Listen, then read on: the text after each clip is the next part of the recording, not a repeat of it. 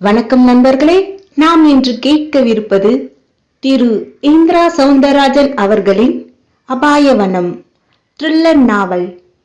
பூவுலகில் மிக விசேஷமானவைகளில் ஆறுகளும் தெய்வீக ஸ்தலங்களுக்கு சமமாக கருதப்படுபவை அரிய வனங்களே. இவ்வனங்களிலும் பரத கண்டத்தின் தென்முற்றில் விஸ்தீரம் கண்டியிருக்கும் பொதிகை வனம் மிகவும் விசேஷமானதாகும். பொதிகை மருகில் சதுரகிரி என்றொரு தென் கைலாய வனமும் விசேஷமானதாகும். இவ்வனத்தில் சித்த புருஷர்களே விருட்சங்களாகவும் வளர்ந்து நிற்பது மிகவும் ஆச்சரியமாக ஒரு விஷயமாகும்.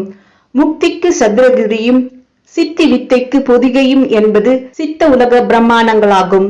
அது சரி, எது சித்து வித்தை? கூடை நிறைய வைரங்களை கொண்டு வந்து ஆவேசமாக வானில் வீசி எறிந்தது போல மின்னிக் கொண்டு இருந்தன நட்சத்திரங்கள். நிலவும் ஒரு மூலையில் மேகங்களுக்கு நடுவில் அடமான நகை போல மூடி மறைக்கப்பட்டு இருந்தது. மொத்தத்தில் வானம் தனக்குண்டான எந்த மாற்றங்களும் இல்லாமல் தெரிந்தது. ஆனால் அந்த நட்சத்திரங்களையோ இல்லை நிலவையோ பார்த்து ரசிக்கத்தான் பெரிதாக யாரும் தயாராக இல்லை. சித்திரை மாதம் வேறு. வானில் மழை மேகங்களுக்கு இடமின்றி காற்றிலும் கோடையின் வெண்மை. நகரவாசிகளுக்கு இந்த மாதிரி கோடை காலத்தில் மொட்டை மாடிதான் ஸ்வர்க்கம். அதிலும் பவர் கட்டில் நாடே இருள் லோகமாக இருக்கும் ஒரு வினோதமான காலகட்டம். பரணியும் தலையணை பாயுடன் மறக்காமல் ஒரு கொசுவத்தி சுருள் மற்றும் தீப்பெட்டியுடன் மொட்டை மாடிக்கு வந்தான். வரும்போதே மாடிக்குழியில் காயப்போட்டு இருந்த துணிக்கூட்டம் அவனை தடுத்து பார்த்தது. குனிந்து அதை கடந்து வழக்கமாய் படுக்கும் இடத்தில் பாயை விரித்தான். பின் தலையணையை போட்டவன் கொசுவத்தியையும் பற்ற வைத்தான். மின்சாரம் இருந்தது. தெருவிளக்கின் வெளிச்சத்தில் கொடியில் காயும் துணிகளில் ஒரு பூ போட்ட சேலை அவன் கண்ணில் பட்டு அதன் காரணமாக அதற்கு சொந்தக்காரியான சரண்யாவின் ஞாபகம் வந்தது. மொட்டை மாடியில் வேறு யாரும் இல்லை. எனவே தயக்கமில்லாமல் அந்த சேலையின் அருகே சென்றவன் அதை அப்படியே ஒரு பெண்ணாக கருதி கட்டிப்பிடித்து கன்னத்தோட உரச தொடங்கினான். கோடை வெயிலுக்கு அந்த சேலையிடம் லேசான குளிர்ச்சி இருந்தது. மிக இதமாக தெரிந்தது அவனுக்கு. அப்போது ஒரு குரல், அப்படி போடுற அருவால சபாஷ், சேலையோட இந்த பாடா என்று காதில் கேட்கவும் வேகமாக விளங்கினான். நடக்கட்டும், நிஜத்துலதான் நடக்க போறதில்ல, சேலை கிட்டியாச்சும் நடக்கட்டுமே என்று திரும்பவும் ஒரு கமெண்ட். அது வேறு யாரும் இல்லை, பரணியின் நண்பன் குருவுடைய குரல்தான். அது ஒரு அபார்ட்மெண்ட் கட்டிடம். 6 பேர் 6 பிளாட்டுகளில் குடியிருந்தார்கள். அதில் 3ஆவதில் இருப்பவன் பரணி, 5ஆவதில் இருப்பவன் குரு. குருவின் கிண்டல் இழையோட பேச்சு கொஞ்சம் சுகமாகவும் கொஞ்சம் பகையாகவும் இருந்தது பரணிக்கு. குருவும் பரணிக்கு பக்கத்தில் தான் படுக்கையை விரித்தான்.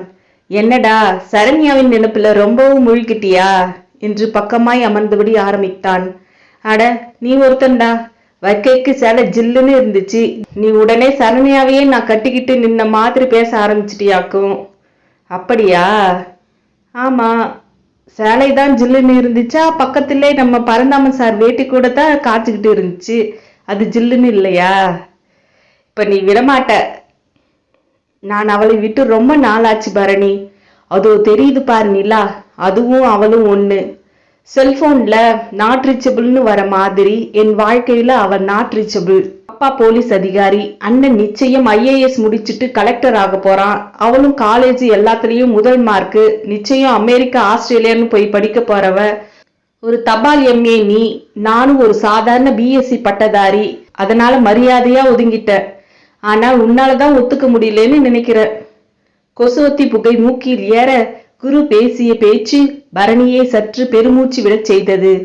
என்னடா நெகட்டிவா பேசுறேன்னு பாக்குறியா?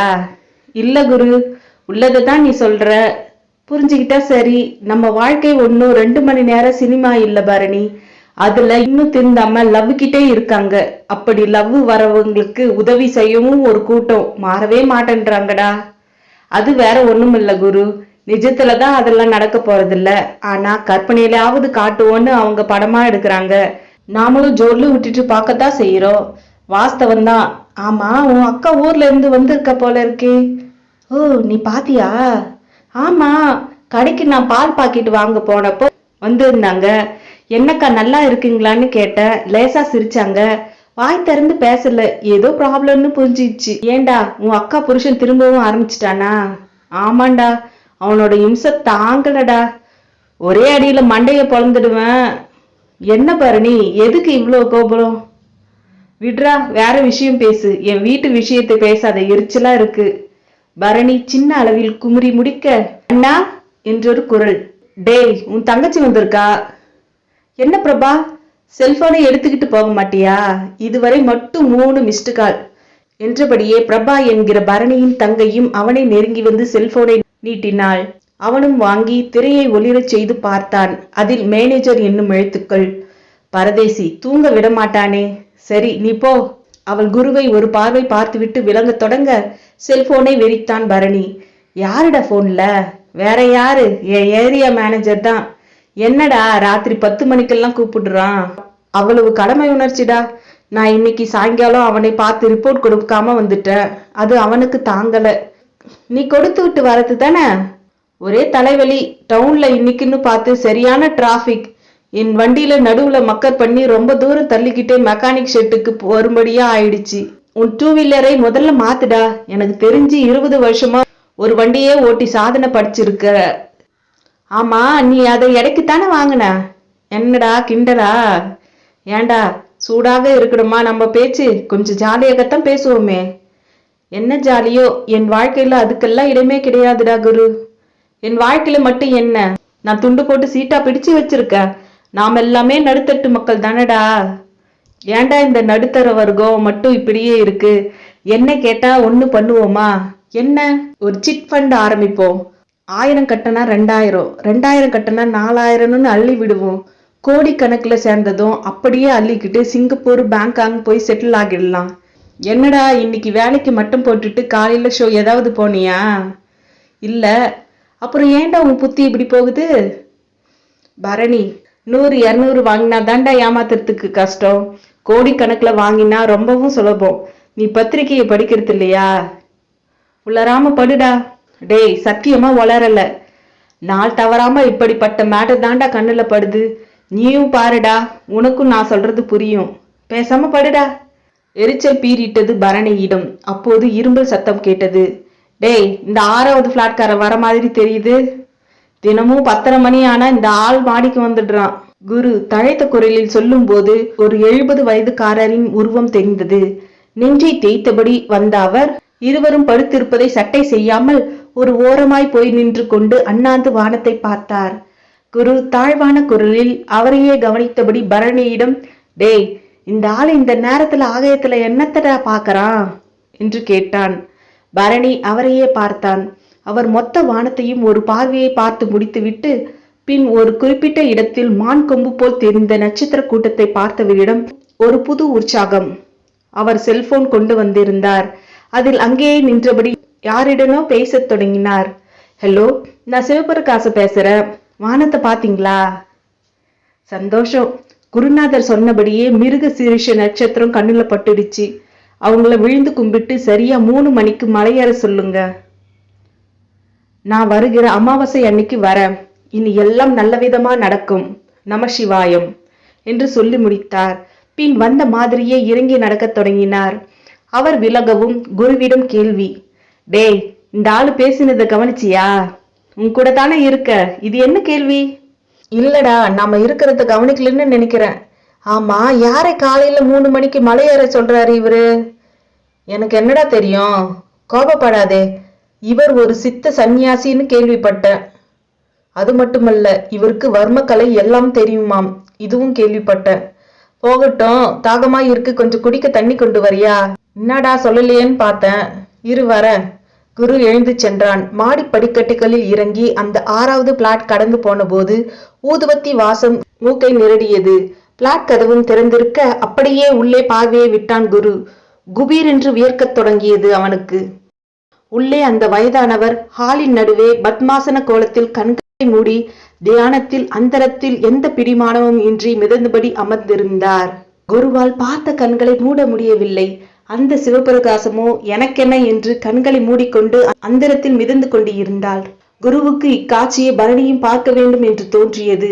விறுவிறுவென்று திரும்பி மொட்டை மாடிக்கு வந்தான். பரணி, பரணி! என்னடா? எங்கடா தண்ணி? அதெல்லாம் பிறகு. நான் இப்ப ஒரு அதிசயத்தை பார்த்தேன்டா, நீயும் வா வந்து பாரு. என்னடா சொல்ற? எந்த அதிசயத்தை தான் இந்த ராத்திரியில பார்த்த? பேசுறத நிறுத்து, எழுந்துரு, வா என் பின்னால. என்ன யாராவது கதவை திறந்து வச்சுக்கிட்டே உல்லாசமா இருக்காங்களா? ஐயோ, இந்த வர்மக்கிழமல்ல சிவபிரகாசம் இப்ப வந்து வானத்தை பார்த்துட்டு போனானே, அந்த ஆளுக்கு என்னடா அந்தரத்துல மிதந்துட்டு இருக்கான்டா? மிதக்கிறானா அந்த ஆளா? நீ கேள்வி கேட்கறத விட்டுட்டு முதல்ல வரியா?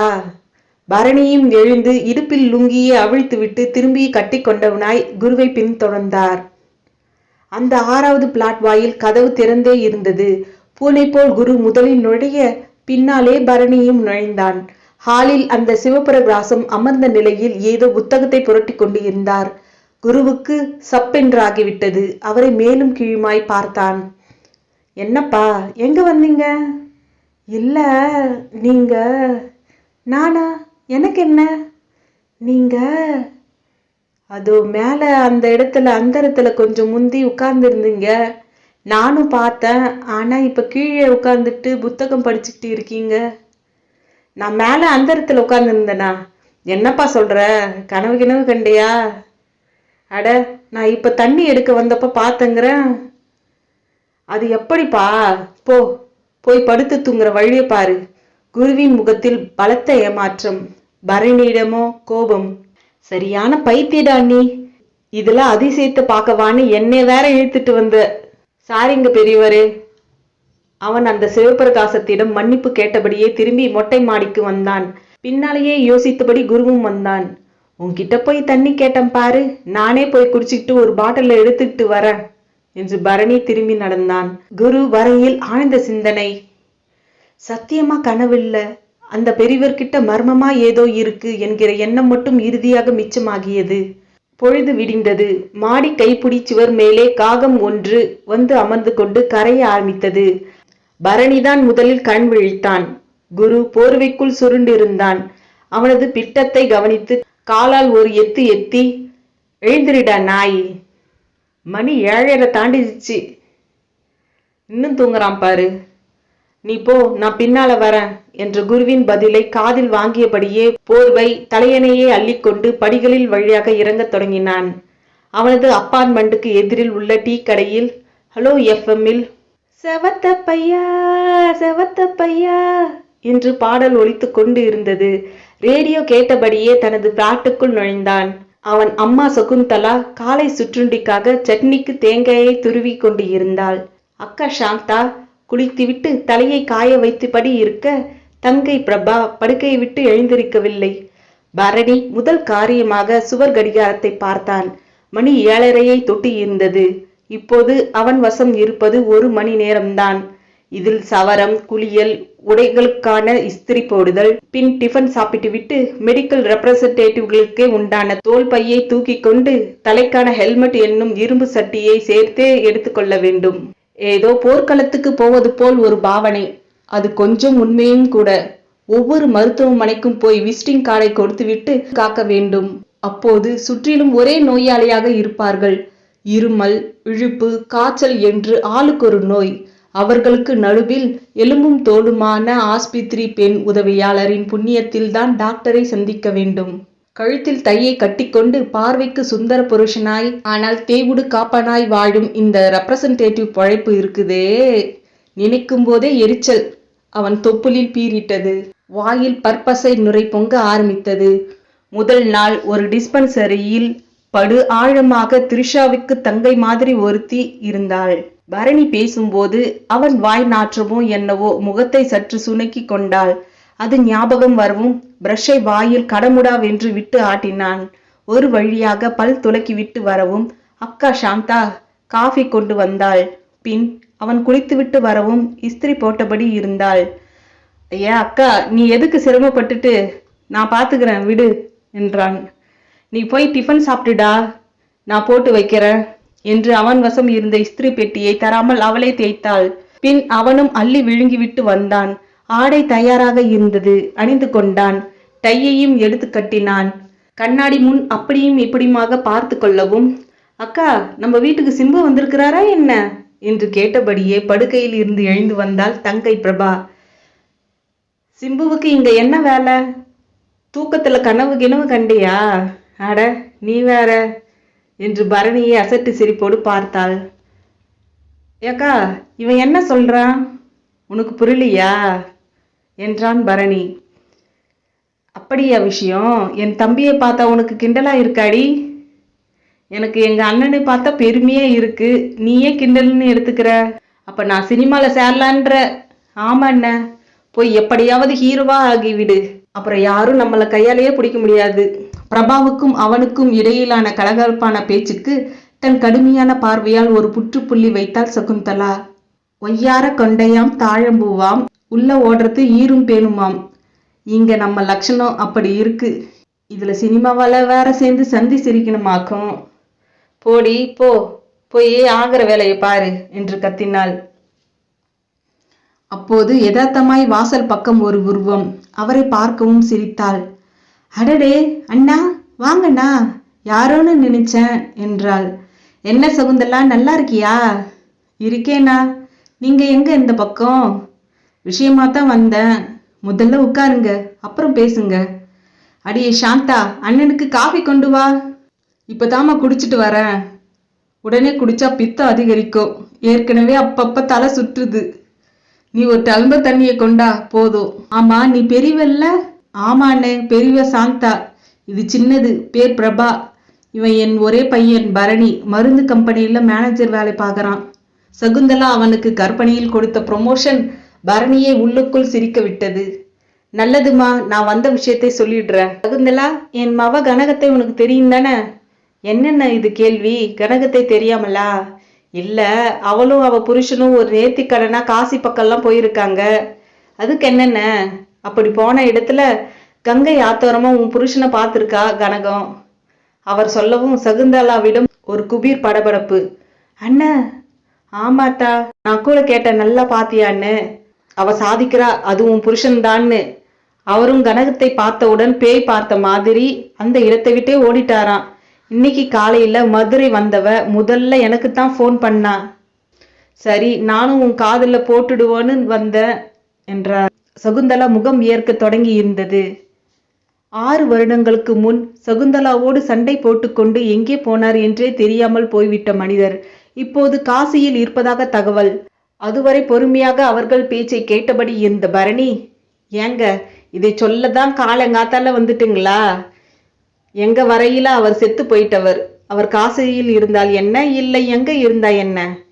இனி இந்த வீட்டுக்குள்ளே அவரை நாங்கள் அனுமதிக்க மாட்டோம் என்றான் பரணி. அப்பு, உன் கோபம் எனக்கு புரியுதுப்பா. இந்த குடும்பத்தை உன் தலையில சுமக்கிற, சுமை தாங்காம நீ பேசுற. அதுக்காக கண்ணுல பார்த்ததை சொல்லாம இருக்க முடியாது. ஒருத்தருக்கொருத்தர் பழகிறது அப்புறம் எதுக்கு? அவர் நிதானமாகவே பதில் சொன்னார். டேய், நீ கொஞ்சம் வாயை மூடிக்கிட்டு சும்மா இருடா. அண்ணன், நல்லதுண்ண, இனி நான் என்ன செய்யணுமோ செய்யறேன். இப்பவே போலீஸ் ஸ்டேஷனுக்கு போய் இன்ஸ்பெக்டருக்கு தகவல் தரேன். அவர் உசுரோட நல்லா நடமாகிட்டு இருக்கிறான்ற தகவலை நீங்க சொன்னதே எனக்கு ரொம்ப பேசுங்கண்ண. ஒவ்வொரு நாளும் நான் பூவும் பொட்டு வச்சிருக்கும் போது மனது கிடந்து அடிச்சுக்குது. இதுக்கு அர்த்தம் இருக்கிறதா, இல்ல நான் பாவம் பண்றேனான்னு ஒரே பதற்றமா இருக்கு. இப்ப நீங்க சொன்னது என் மனசுல பாரம் கொஞ்சம் குறைஞ்ச மாதிரி இருக்கு. சகுந்தலாவிடம் ஒரு சந்தோஷம் தெரிந்தது. சரிம்மா, அப்ப நான் வரேன். ஆமா, இங்க உங்க குடியிருப்புல ஒரு வருமானி இருக்கிறாரமே, உனக்கு தெரியுமா? வருமானியா? அப்படின்னா? அட என்னம்மா நீ, இந்த வர்மக்கலைன்னு ஒண்ணு இருக்குது தெரியும் தானே? ஓ, வர்மக்கலை தெரிஞ்சவரா? ஆமான, 6வது பிளாட்ல புதுசா ஒருத்தவங்க குடி வந்திருக்காங்க.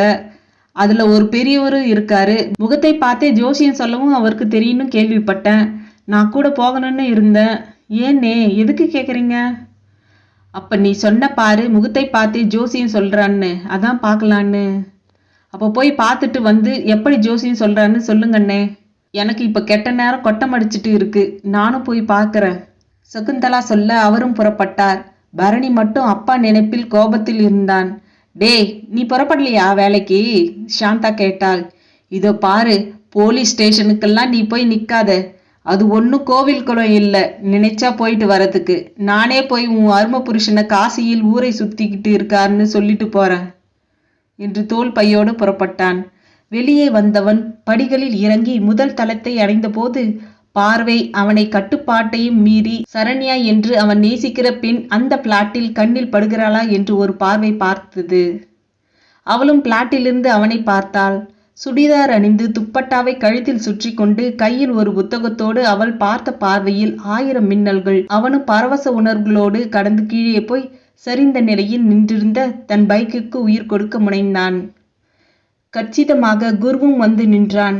லுங்கி சட்டை என்கிற தோற்றமே அவன் இன்னும் குளிக்க தயாராகவில்லை என்பது போல் இருந்தது. என்னடா நீ இன்னும் குளிச்சிட்டு ரெடியாகல போல் இருக்குது என்று பரணி கேட்க, பதிலுக்கு ஊமை பாஷையில் முகச்சாடைகளோடு என்னால் பேச முடியலை என்றார் சைகையில். பேச முடியலையா? இப்ப கூட நான் எழுந்திருச்சப்போ நீ போ நானும் வரேன்னு சைகையில சொன்ன. அப்போ ஆட்டோ ஒன்று வந்து நிற்க அதில் இருந்து இறங்கியவராக அந்த பிரகாசம் படிகளில் ஏறத் தொடங்கினார். அவரது பார்வையோ குருவை துளைப்பதில் இருந்தது. முறைத்து பார்த்தபடி அந்த பிரகாசம் செல்ல பரணியும் கவனித்தான். அது ஒருவர் சகஜமாய் பார்ப்பது போல இல்லை. அவர் அந்த அடுக்குமாடி வீட்டின் லிப்டை பயன்படுத்தாமல் படிகளின் வழியே நடந்து ஏறத் தொடங்கினார். பரணிக்கு அது ஆச்சரியமாக இருந்தது. அந்த ஆச்சரியம் கலையாமல் குருவின் பக்கம் திரும்பினான். குருவிடம் திரும்பவும் சைகை பாஷை. என்னடா சொல்ல வர? பதிலுக்கு குருவிடம் சைகை. நீ என்ன சொல்ல வரேன்னு புரியல. போய் நல்ல டாக்டரை பாரு. குரல் வலை நரம்புல தான் ஏதாவது பிரச்சனையா இருக்கணும். பதிலுக்கு குரு சைகையால் மாடிப்படிகை காண்பித்தான். அங்க என்னடா? அதற்கு மேலும் குருவால் அவனுக்கு விளக்கம் தர முடியவில்லை. சரி நீ புறப்படு என்று சற்று கோபமாய் சைகை காட்டினான். நீ போய் நல்ல டாக்டரை பாரு. தப்பி தவறி அந்த வெங்கடேஸ்வரன் கிட்ட போய் மாட்டிக்காத. அந்த ஆள் நிச்சயம் MBBS படிச்சு வாங்கல, பணம் கொடுத்து தான் வாங்கி இருக்கணும். சின்ன தலைவலிக்கு கூட ஹெவி டோஸ் மாத்திரை தர ஆளு என்று ஒரு கருத்தோடு பைக்கை ஸ்டார்ட் செய்து கிளம்பினான். அதுவும் உதறல் எடுத்து ஓட ஆரம்பித்தது. மாடியின் 6வது பிளாட்டுக்குள் அந்த சிவபிரகாசம் நுழைந்தபோது முகப்பில் நாற்காலியில் பரணி வீட்டுக்கு வந்து இருந்த அந்த மனிதர் காத்து கொண்டு இருந்தார். சிவபிரகாசம் வரவும் எழுந்து நின்று கும்பிட்டார். நீங்க யாரு? உங்களை தான் பார்க்க வந்திருக்கேன். என் பேர் வீரமணி. காலையில 10 மணிக்கு வந்தா முகத்தை பார்த்தே ஜோசியம் சொல்வீங்கன்னு கேள்விப்பட்டேன். சரிதான், அதுக்குள்ள ஊர் பூரா பரவிச்சா? பரவினா உங்களுக்கு தானே வருமானம். அந்த பதிலை கேட்டு சிவபிரகாசம் சற்று கோபமாய் பார்த்தார். என்னங்க, நான் தப்பா ஏதாவது சொல்லிட்டேனா? நான் வருமானத்திற்காக ஜோசியம் சொல்ற ஆள் இல்லை. அடுத்து ஜோசியக்காரனும் என்னை யாரும் சொல்றத விரும்பல நானு. அவர் பேசிக்கொண்டே அணிந்திருந்த ஜிப்பாயை கழற்றிவிட அதை அந்த வீட்டில் இருந்த ஒரு இளம்பெண் வந்து பணிவாக வாங்கி கொண்டாள். சட்டையை கழற்றிவிட்ட நிலையில் அவரது மார்பு பகுதியை பார்க்க ஆச்சரியமாக இருந்தது. வயிறு மிகவும் சுருங்கி ஒரு கையால் பிரித்துவிட முடிவது போல் தெரிந்தது. புஜமும் அதை தொடர்ந்து இரு கைகளும் கன்னியாக மல்யுத்தக்காரர்களின் கைகளை போல கின் என்று இருந்தது. என்ன அப்படி பார்க்குற? ஐயாவுக்கு 70 வயசுங்களா? வர வைகாசி வந்தா 97. நம்ப முடியலைங்களே. உங்களுக்கு 70 தான் என் கணக்கு. இப்படி தப்பா கணிக்கிறது தானே உங்க வழக்கம். அவர் பதிலில் ஒரு இலக்காரம் தெரிந்தது. அப்படியே கட்டி இருந்த வேட்டியை அவர் எதிரிலேயே அவிழ்த்து சற்று மேலேற்றி கட்டி கொண்டார். அப்போது உள்ளாடையாக சித்த லங்கோடு தெரிந்தது. இறுக்கமாக காயத்துக்கு கட்டு போட்டது போல இழுத்து கட்டி இருந்ததால் அதை சித்த லங்கோடு என்பார்கள். அதை கட்டத் தெரிவதே ஒரு கலை. சித்தர்கள் சம்பந்தம் இல்லாமல் அதை சரியாக கட்ட முடியாது. மிகவும் இறுக்கமாக கட்டினால் இரத்த ஓட்டத்தில் பாதிப்பு ஏற்படும். இதை பற்றி வீரமணி ஓரளவு கேள்விப்பட்டு இருக்கிறார். இப்போது நேரில் பார்க்கவும் அந்த ஒரு நொடிப்பொழுதில் தெரிந்த காட்சியை வீரமணிக்கு தன் எதிரில் நின்று கொண்டு பேசுபவர் ஒரு வருமானி மட்டுமல்ல என்பதை உணர்ந்துவிட்டு உடனே ஒரு மரியாதையும் பயமும் ஏற்படத் தொடங்கியது. அவரும் அதை உணர்ந்தது போல பேசத் தொடங்கினார். என்ன, என் லங்கோடு உன்னை ரொம்பவும் யோசிக்க வைக்குதா? ஆமாங்க ஐயா, சித்தர் சாமிங்க தான் இப்படி கட்டுவாங்கன்னு கேள்விப்பட்டிருக்கேன். அதுக்கு அவர் பதில் சொல்லாமல் சிரித்தார். ஐயா, நான் எதுக்கு வந்திருக்கேனா? தான் வந்த விஷயத்தை ஆரம்பிக்க பார்த்தார். கோயிலுக்கு வரவன் சாமி கும்பிடத்தான் வருவான். சினிமா கொட்டகைக்கு வரவன் படம் பார்க்கத்தான் வருவான். என் கிட்ட வருபவன் மட்டும் விதி இருந்தால்தான் வருவான்னு எனக்கு மட்டுமே தெரியும். சிவபிரகாசத்தின் பதிலுக்கு ஒரு புதிய கோணம். நீங்க விதி இருந்ததான்னு என்னவோ சொல்றீங்க. விதி இருந்தாதான் என்னை பார்க்கலாம். உன்கிட்ட அது இருக்கு, போகட்டும் விடு. நீ இனி பேசாதே. நானே சொல்ல வேண்டியதை சொல்லிடுறேன். உன் மகளும் மாப்பிள்ளையும் காசி ராமேஸ்வரன் போய் வந்தது வீண் போக போறதில்ல. அவங்க பிள்ளைகளி தீர்ந்து போச்சு. அடுத்த வருஷம் இதே நேரம் உன் மகளால நீ தாத்தா ஆயிருப்ப. உன் மருமகனுக்கு இன்னொரு கல்யாணமோ உன் மகள் மல்லடி ஆகிறதோ கிடையாது. உனக்கு சர்க்கரை நோய் இருக்கு. மாத்திரை மருந்தை உன் விருப்பத்திற்கு தின்னுக்கோ. நீ மதுரைக்காரன்றதால உனக்கு ஒண்ணு சொல்ற. உன் வீட்ல இருந்து செருப்பு போடாத காலோட திருப்பரங்குன்ற மலைக்கு போய் கிரிவலம் வந்து சாமி கும்பிடு. அப்படி நடக்கும்போது 3 தடவைக்கு மேல உட்கார்ந்து ஓய்வு எடுக்காத. 1 தடவைக்கு மேல தண்ணி குடிக்காத. உனக்கு இப்ப 63 வயசாகுது. 77 வருஷம் நீ இந்த பூமியில கிடந்து திரியணும்ன்றதுதான் விதி. ஆகையால இப்போதைக்கு அணு உலைக்குள்ள குதிச்சாலும் உனக்கு எதுவும் ஆகாது. நீ கேட்க வந்த விஷயம் இதெல்லாம் தானே? அவர் சொல்லி முடிக்க வீரமணி வெலவெலத்து போய்விட்டார். என்ன பாக்குற? இல்லையா, உங்களை பத்தி கேள்விப்பட்டது சத்தியம். அசத்திடுங்க. எனக்கு என்ன சொல்றதுன்னே தெரியல. எப்படி இதெல்லாம்? அசத்துறதாவது ஏதாவது? எல்லாம் சித்தி படிப்புப்பா. காலேஜ்ல BA MAன்னு சொல்லி தராங்க. காட்டுக்குள்ள மனுஷனை படிக்க சொல்லி தராங்க. கத்துக்கிட்ட நீயும் சொல்லலாம். நான் இப்ப சொன்னது முகக்குறின்னு பேரு. நீ மனசுல நினைக்கிறத கண்ணு காட்டும். நெத்தியில இருக்கிற வரிகள் ஆரியல சொல்லும். அம்புட்டுதான். சந்தோஷம் ஐயா. உங்களை நான் இப்ப சாமி மாதிரி தான் பாக்குறேன். எனக்குள்ள இப்ப ஒரு நம்பிக்கையும் சந்தோஷமும் வந்திருக்கு. உங்க கால்ல விழுற, என்ன ஆசீர்வாதம் பண்ணுங்க என்றபடி காலில் விழுந்தார் வீரமணி. எந்திரி எந்திரி, அதான் நீ நல்லா இருக்க என்ன சொல்லணுமோ அத சொல்லிட்டேன். வீரமணியும் எழுந்து நின்றார். சரி புறப்படு.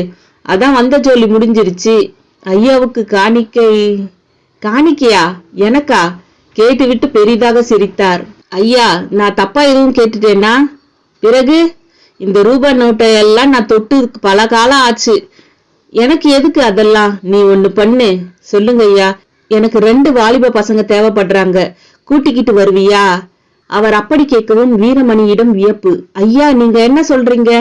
2 வாலிப பசங்க எனக்கு தேவைப்படுறாங்க. கூட்டிக்கிட்டு வருவியான்னு கேட்டேன். தப்பா எடுத்துக்காதங்க ஐயா. எதுக்குன்னு சொன்னீங்கன்னா காரணம் சொன்னாதான் கூட்டிட்டு வருவியா? அப்படி இல்லைங்க ஐயா. படிச்ச பசங்களா படிக்காத பசங்களா? அவங்க இங்க வந்து என்ன செய்யணும் எனக்கு தெரிஞ்சாதானே அதுக்கு தகுந்த மாதிரி கூட்டிட்டு வர முடியும். யாரா இருந்தாலும் பரவாயில்ல, நான் சொன்னபடி நடந்துக்கணும். எப்படிங்க ஐயா? உங்க கூடவே எப்பவும் இருக்கணுமா? இல்ல நீங்க சொல்ற வேலையை செய்துட்டு போயிடலாமா? கூடவே இருந்தா நல்லாதான் இருக்கும். அப்ப சம்பளத்துக்கு எடுத்துக்கலாமா? தாராளமா. தப்பா நினைக்காதங்க ஐயா. எவ்வளவு தருவீங்க? என் கூட ஒருத்தன் இருந்து பேச்ச கேட்டு நடந்தா சம்பளம் என்னையா சம்பளம்? அவன் தங்கமாவே அள்ளிக்கலாம். தங்கமாவா? என்னங்க ஐயா சொல்றீங்க? எனக்கு புரியல. தங்க தெரியாதா உனக்கு? அது தெரியுயா. ஆனா அதை நீங்க எப்படி தருவேன்னு பாக்குறியா? ஒரு நிமிஷம். அம்மா கல்யாணி, இங்க வாமா. அவர் உள்பக்கம் திரும்பி அழைக்க முன் வந்த அந்த இளம் பெண் திரும்ப வந்தாள். பாவாடை தாவணி என்று 20 ஆண்டுக்கு முந்தைய பெண்ணாகவும் தெரிந்தாள். அந்த மான்தோல் பையை எடுத்துக்கிட்டு வா தாயி எனவும் அவள் அதை கேட்டு வெறித்தாள். போ தாயி, போய் கொண்டு வா. வேண்டாம் தாத்தா, சொன்னா கேளுங்க. நான் இந்த வீட்டுக்கு தான் குடிவேறுவேன்னு பிடிவாதம் பிரிக்கும் போதே நினைச்சேன். கல்யாணி, தாத்தா முன்னால இப்படியெல்லாம் பேசக்கூடாது. இப்ப நீ எடுத்துக்கிட்டு வரியா இல்லன்னா? அவள் எழுந்திருக்க முயல. அவளை வேண்டா வெறுப்பாக திரும்பி நடந்தாள். திரும்பி வந்தபோது ஒரு பள்ளிக்கூட பிள்ளைகளின் புத்தகப்பை போல மான்தோலால் செய்யப்பட்ட ஒரு பை. உள்ளே ஏட்டுக்கட்டுகள், தர்பைப்புல் கட்டுகள், ஜாதிக்காய், மாசிக்காய், அப்புறம் சிறிதான ஒரு திருவோடு, குட்டி ஸ்படிகலிங்கம், சின்னதாய் ஒரு திரிசூலம், வேல் என்று தெய்வீக பொருட்களாகவே இருந்தன. ஒவ்வொன்றாய் எடுத்து வெளியே வைத்து விட்டு உள்ளே கையை விட்டு துழாவி பின் வெளியே எடுக்கவும் எலுமிச்சம் பழ அளவில் ஒரு தங்க உருண்டை. இந்தா, இது சொக்க தங்கம். எப்படியும் 100-150 கிராம் இருக்கும். இதான் அட்வான்ஸ், அதாவது முன்பணம் மாதிரி.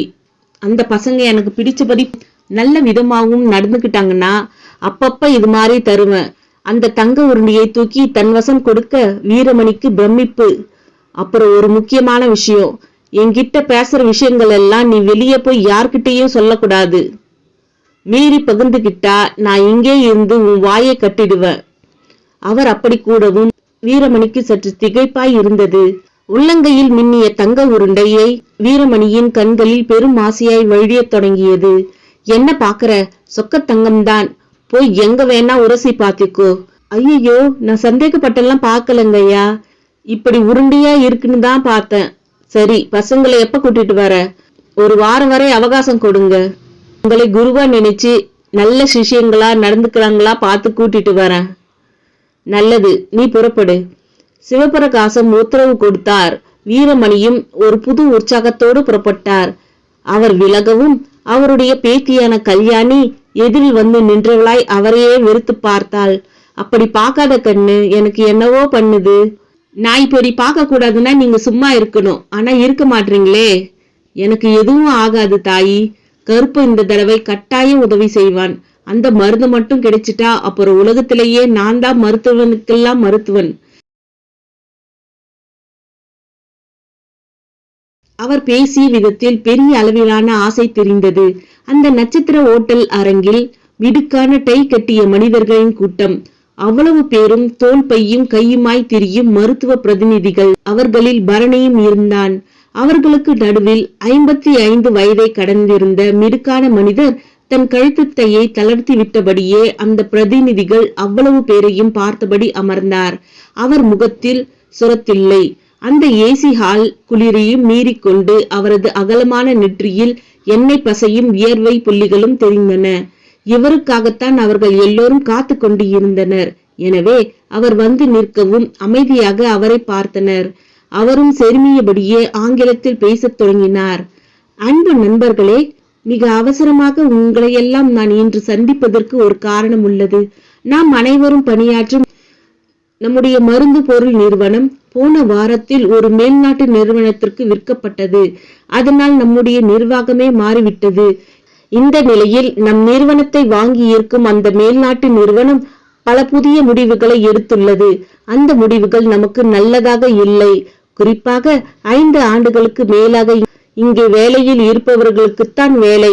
மற்றவர்கள் விலகி கொள்ள வேண்டும். அதற்கு 3 மாதங்கள் வரை அவகாசம் அளிப்பதாகவும் கூறியுள்ளது. இந்த 3 மாதத்திற்கு சம்பளத்தை தந்து வரும் வாரமே அவர்கள் அவ்வளவு பேரையும் ரிலீவ் செய்ய உத்தரவிட்டுள்ளது. புதிய நிர்வாகத்தின் இந்த முடிவை ஏற்றுக்கொள்வதாக மருத்துவ பிரதிநிதிகளின் சங்கமும் கூறிவிட்டது. அந்த வகையில் தென் பிராந்தியத்தில் மட்டுமே 27 பேர் வேலை இழக்கின்றனர். அதில் இந்த மதுரையில் 2 பேர் அடக்கம். ஒருவர் ஆனந்தகுமார், அடுத்தது பரணி. இவர்கள் இருவரும் என்னை மிகவும் கவர்ந்தவர்கள், சுறுசுறுப்பானவர்கள். அதிலும் பரணி ஒரே நாளில் 60 டாக்டர்களை சந்தித்து நமது பொருட்களை அறிமுகப்படுத்தி இங்கே ஆயிரங்களில் இருந்த நம்முடைய வியாபாரத்தை லட்சத்தில் கொண்டு சென்றவர் ஆவார். அப்படிப்பட்டவரை இழப்பதை நான் பெரிய நஷ்டமாக கருதுகிறேன். ஆனால் வேறு வழி இல்லை. அவர்கள் என்னை மன்னிக்கவும். அந்த மனிதர் பேசிக்கொண்டே போனார். அங்கே ஒரு நாற்காலியில் அமைதியாக உட்கார்ந்திருந்த பரணி எழுந்து நின்றான். அவர் பேச்சு நின்றது. எஸ் பரணி, ஏதாவது கேட்க போறீங்களா? அதெல்லாம் ஒண்ணுமில்ல. உங்க கூட சேர்ந்து இந்த நிறுவனத்துக்காக பாடுபட்டதுக்காக வெக்கப்படுறேன் சார். வீட்டுக்கு கிளம்புன்னு சொல்லிட்டு நான் அப்படி வேலை பார்த்தேன் இப்படி பார்த்தேன்னு நீங்க பேசுறதெல்லாம் பெரிய கொடுமை. அதான் கிளம்பு சொல்லிட்டீங்கல்ல, அப்புறம் எதுக்கு எனக்கு பாராட்டும் பெருமிதமும் படலங்கா? பரணி பட்டு கத்தரித்த மாதிரி பேசிவிட்டு புறப்பட்டான். தோல் பையை எடுத்துக்கொள்ளவில்லை. அது அவர்கள் தந்தது. ஆகையால் கையை வீசிக்கொண்டு நடக்கத் தொடங்கினான். சாரி பரணி, உங்களுக்காக நான் மேலிடத்துல பேச தயாராக இருக்க. இன்னைக்கு மருத்துவத்துறையே சரியா இல்ல, உங்களுக்கே தெரியும். சொல்ல முடியாத அளவுக்கு போட்டியும் பொறாமையும் சிக்கி இருக்கு. அதனால தான் நம்ம எம்டி இந்த தொழிலே வேண்டான்னு கம்பெனியை விலக்கி வித்துட்டார். மிஸ்டர் சீனியர் மேனேஜர், நான் உங்ககிட்ட எந்த விளக்கமும் கேட்கல. எனக்கு எந்த விளக்கமும் தேவையும் இல்லை. எனக்காக செட்டில்மெண்ட் பணத்தையாவது இழுத்தடிக்காம வேகமாய் அனுப்பி வையுங்க. பரணி கிளம்பி விட்டான். வெளியே ஏராளமான இரும்பு குதிரைகள், மோட்டார் பைக்குகள் என்னும் பெயரில் தாறுமாறாக நிறுத்தப்பட்டு இருந்தன. அதில் அவனது பைக்கும் நடுவில் சிக்கி இருந்தது. மற்ற குதிரைகளை தள்ளிவிட்டு தன் குதிரையை வெளியே எடுத்து அதன் மேல் ஏறி அமர்வதற்குள் போதும் போதும் என்று ஆகிவிட்டது. 4-5 உதைக்கு பிறகு புறப்பட்டது. அந்த நொடி வாழ்க்கை வண்டி என்று எல்லாத்தையும் உதைத்தது போல தோன்றி வெறுப்பு கொத்தளித்தது. சிறிது தூரம் சென்றவனுக்கு கொஞ்சம் மாறுதலாக ஒரு காட்சி. அவனது இச்சைக்கு இனிய முதல் பிளாட் சரண்யா தன் 2 சக்கர வாகனத்தோடு நடுத்தெருவில் நின்று திணறிக் கொண்டு இருந்தாள். அவள் அருகே போய் தன் பைக்கை நிறுத்தினான். அவளை ஏறிட்டான். முகத்தில் கணிசமான சிரிப்பு. என்னன்னு தெரியல, திடீர்னு நின்னு போச்சு என்றாள். பெட்ரோல் இருக்கான்னு பாத்தீங்களா? அதெல்லாம் நிறைய இருக்கு. அப்ப ஸ்பார்க் பிளக் பிரச்சனையா? அப்படின்னா அவள் கேள்விக்கு அவன் பதில் கூறவில்லை. பைக்கை ஓரங்கட்டிவிட்டு வந்து மலமளவென்று தனக்கு தெரிந்த வித்தையை காட்டத் தொடங்கினான். ஆனால் அந்த ஸ்பார்க் பிளக் நன்றாகவே இருந்தது. ஒருவேளை கார்பரேட்டர் அடைக்குதோ? அவள் நெற்றியை சுருக்க ஆமோதித்தாள். கழுத்தில் மிகச் சன்னமாய் ஒரு தங்கச் சங்கிலி அவ்வளவு அழகாய் இருந்தது.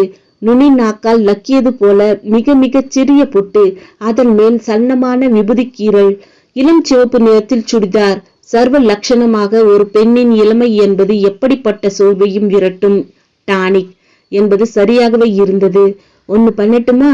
என்ன? இதை பக்கத்துல மெக்கானிக் கிட்ட விட்டுட்டு என் வண்டியில வந்துருங்க. அப்புறமா நான் எடுத்துட்டு வந்து உங்களுக்கு தரேன். உங்களுக்கு எதுக்கு சிரமங்க? சரி, அப்ப நான் எனக்குன்னு போகட்டுமா? நீங்க தள்ளி கொண்டே வரீங்களா?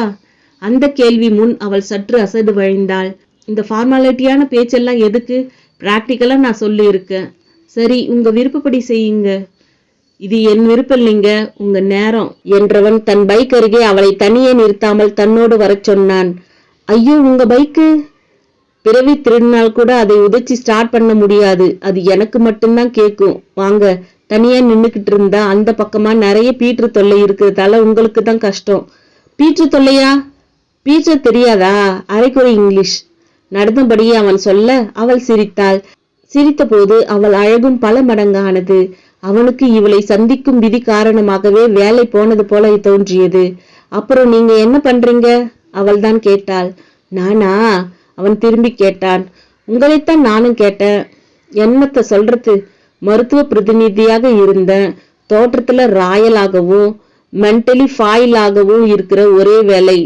அதுவும் போயிடுச்சா? ஆமாங்க.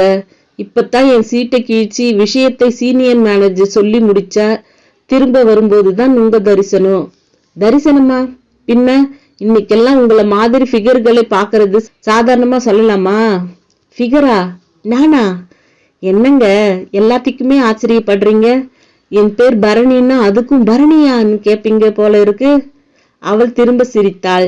ஆமா, உங்களை பத்தி எதுவும் சொல்ல மாட்டீங்களா? என் பேரு சரண்யா. அதுதான் தெரியுமே. தெரியுமா? எப்படி?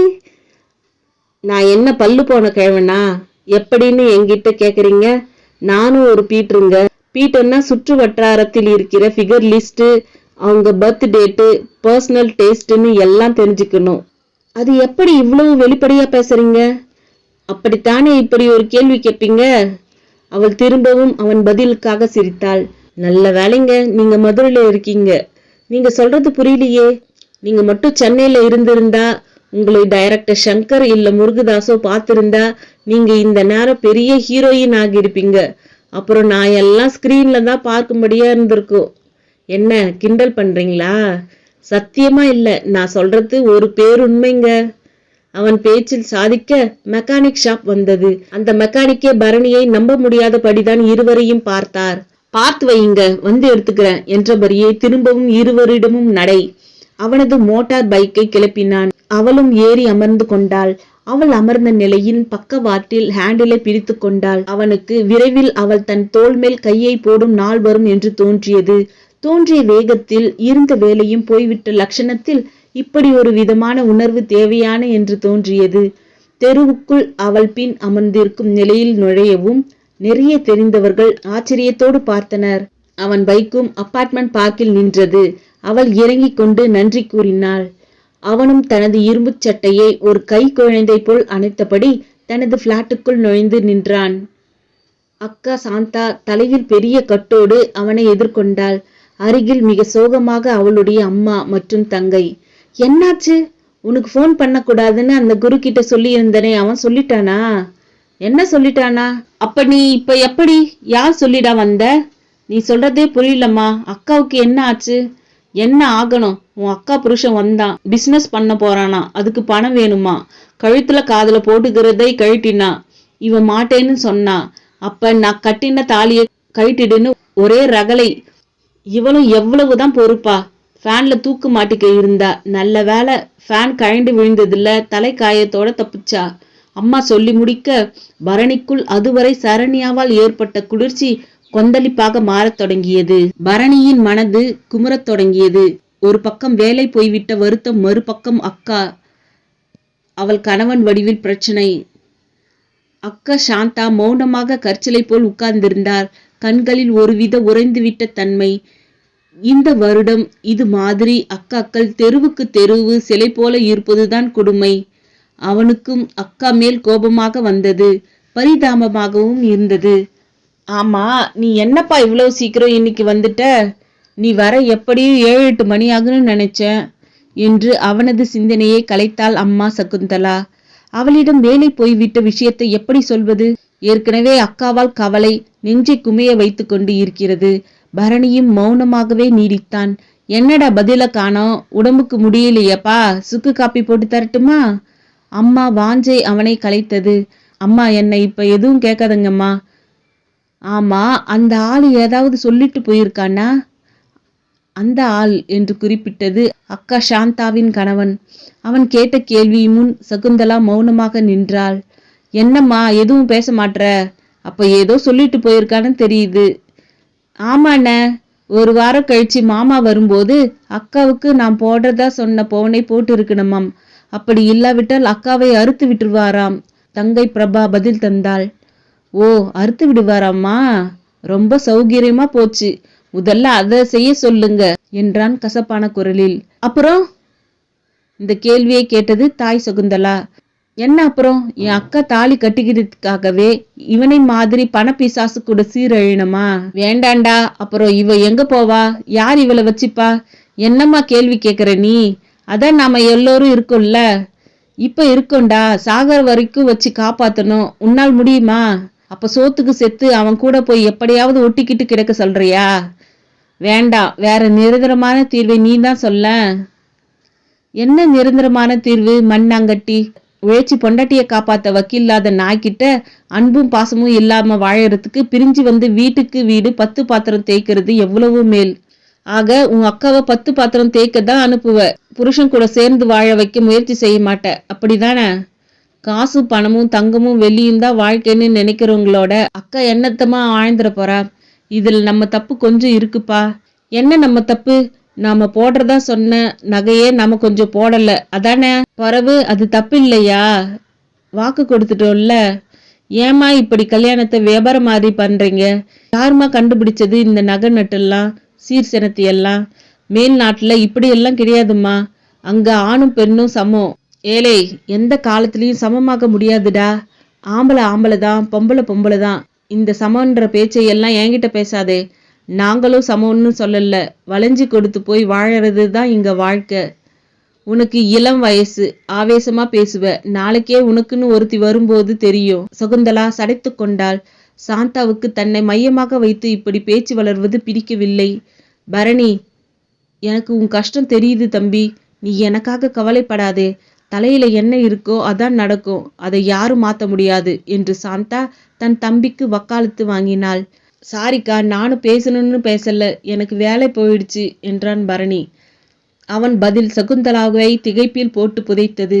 டேய், என்னடா சொல்ற? ஆமாம்மா, வேலை போயிடுச்சு. நான் வேலை பார்த்த கம்பெனியை ஒரு வெளிநாட்டுக்காரன் வாங்கிட்டான். அவனுக்கு நான்லாம் தேவையில்லாதன போயிட்டேன். அது எப்படிப்பா? இத்தனை வருஷமா நீ வேலை பார்த்தது அர்த்தமே கிடையாதா? அதுக்குத்தான் 3 மாசம் சம்பளம் சும்மா தர போறாங்க. மற்றபடி சட்டமெல்லாம் பேசக்கூடாது. பேசினாலும் புண்ணியம் கிடைக்காது. வேலையில சேரும் போதே அவங்களுக்கு சௌகரியமா எழுதி வாங்கிட்டு தான் சேர்த்தாங்க. அட கர்மமே, என் பொழுது இன்னைக்கு இப்படியா விடியணும்? சகுந்தலா அழக்கூட சக்தி இல்லாதவளாக இருந்தாள். விடுமா, என் அனுபவத்திற்கு நிச்சயமாக வேற கம்பெனில நல்ல வேலை கிடைக்கும். என்ன, திரும்பவும் ஆரம்பத்துல இருந்து ஒரு சலுகையும் இல்லாம எல்லாமும் ஆரம்பமாகும். அதான் தலையெழுத்துன்னா அதை மாத்த முடியாதுமா என்றான் பரணி. அறைக்கு சென்று நுங்கியை எடுத்து கட்டி கொண்டவனாக நண்பன் குருவை பார்க்க புறப்பட்டான். எங்க கிளம்பிட்டேயா? குருவை பார்த்துட்டு வந்துடுறமா. சாப்பிடலையா? வந்து சாப்பிட்றேன்.